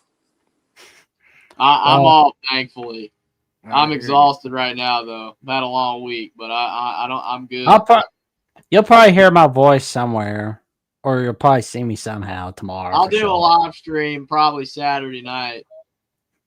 There we go. I've been trying to do a recap show every week, so I'll probably go live on Saturday night. And you'll definitely see the Alabama Wisconsin postgame show after we get done with Wisconsin. Absolutely. So it's like we'll be ready to rock and roll then with all of you. That's right. And All Godfather, right. You have a good night. Sleep well, man. And we will definitely be seeing you soon. Goodbye. All right, man. Yeah, I was fitting to sign off. Well, Jeffrey, he's just about to fall over into the TV set. I can tell it. He's had that school's rough, man. Stay with it. Get you a good education. No, he's getting tuckered out. I appreciate it, Godfather. I definitely will. I appreciate it. So you don't have to break your back, man. Get you a good education. Get you a good job, man. You cats do be safe, and we always say, roll tide. We'll see what happens Saturday. Roll tide. Roll tide, roll. And oh man, we've got some magic coming for all of you. And before we sign off, Jeffrey, you had some magic cooking with Will and D discussing your take on week 3 for 2025, and you discussed your 2025 week 2 NFL predictions. Give us some of your notable predictions from some of these games right quick. Oh, yeah, I appreciate that, Jackson. It was a fantastic show with Will and D the other night. Enjoyed it a lot. Appreciate everybody that showed up. I picked Georgia, for the big game. Again, don't think Tennessee's got it in them. I'm hoping and praying for Will and D that Notre Dame wins. Not a Notre Dame fan, but, we don't want to see our buddy have to pay out $500. Nah. So I want him to be able to beat Caden the Diesel Freak, hopefully, and also, obviously picked Alabama. But, NFL, I did pick the Packers tonight, and it looks like they're going to win. So starting off the NFL season 1-0 for week 2 anyway. But definitely appreciate if you go check out my other picks. If you're into the NFL, I got all my picks for week 2 on my channel, Only Talk Sports. Definitely appreciate if you go subscribe to my channel and check it out. If you haven't already, I appreciate it. And also follow me on X as well, where I'm always posting stuff, what's going on in the sports world, whatever's going on. Definitely appreciate it if everybody subscribes to Alabama, the voice of college football. We're getting closer to 3,000 subscribers.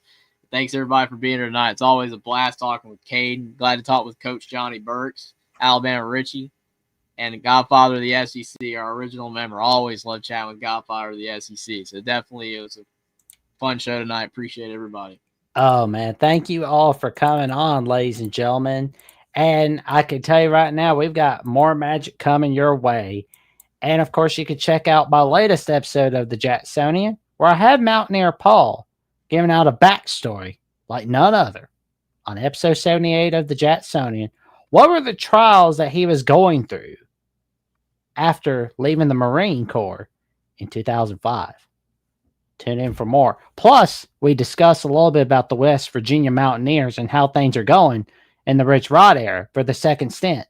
And for more updates of what I've got going on right here on Alabama, the Voice of College Football, or on the Jacksonian, and on Pets Analysis and Sports Talk with Austin and the Final Whistle, and on the Paul Feinbaum Show, where the weekends are full of surprises, where I call on once a week. Check me out on JatsBOCFB, on X/Twitter, and on Instagram and Threads at JacksonJohnson543908. And you can check out Coach Smoot Hines on the Coach Smoot Network and on the Alabama channel. And, he was not found tonight, but, we'll be able to find him for the call-in show. That's for sure on that station or, somewhere somehow. But with that being said, Jeffrey, it is awesome as always partnering with you on the Alabama call-in show. Good, buddy.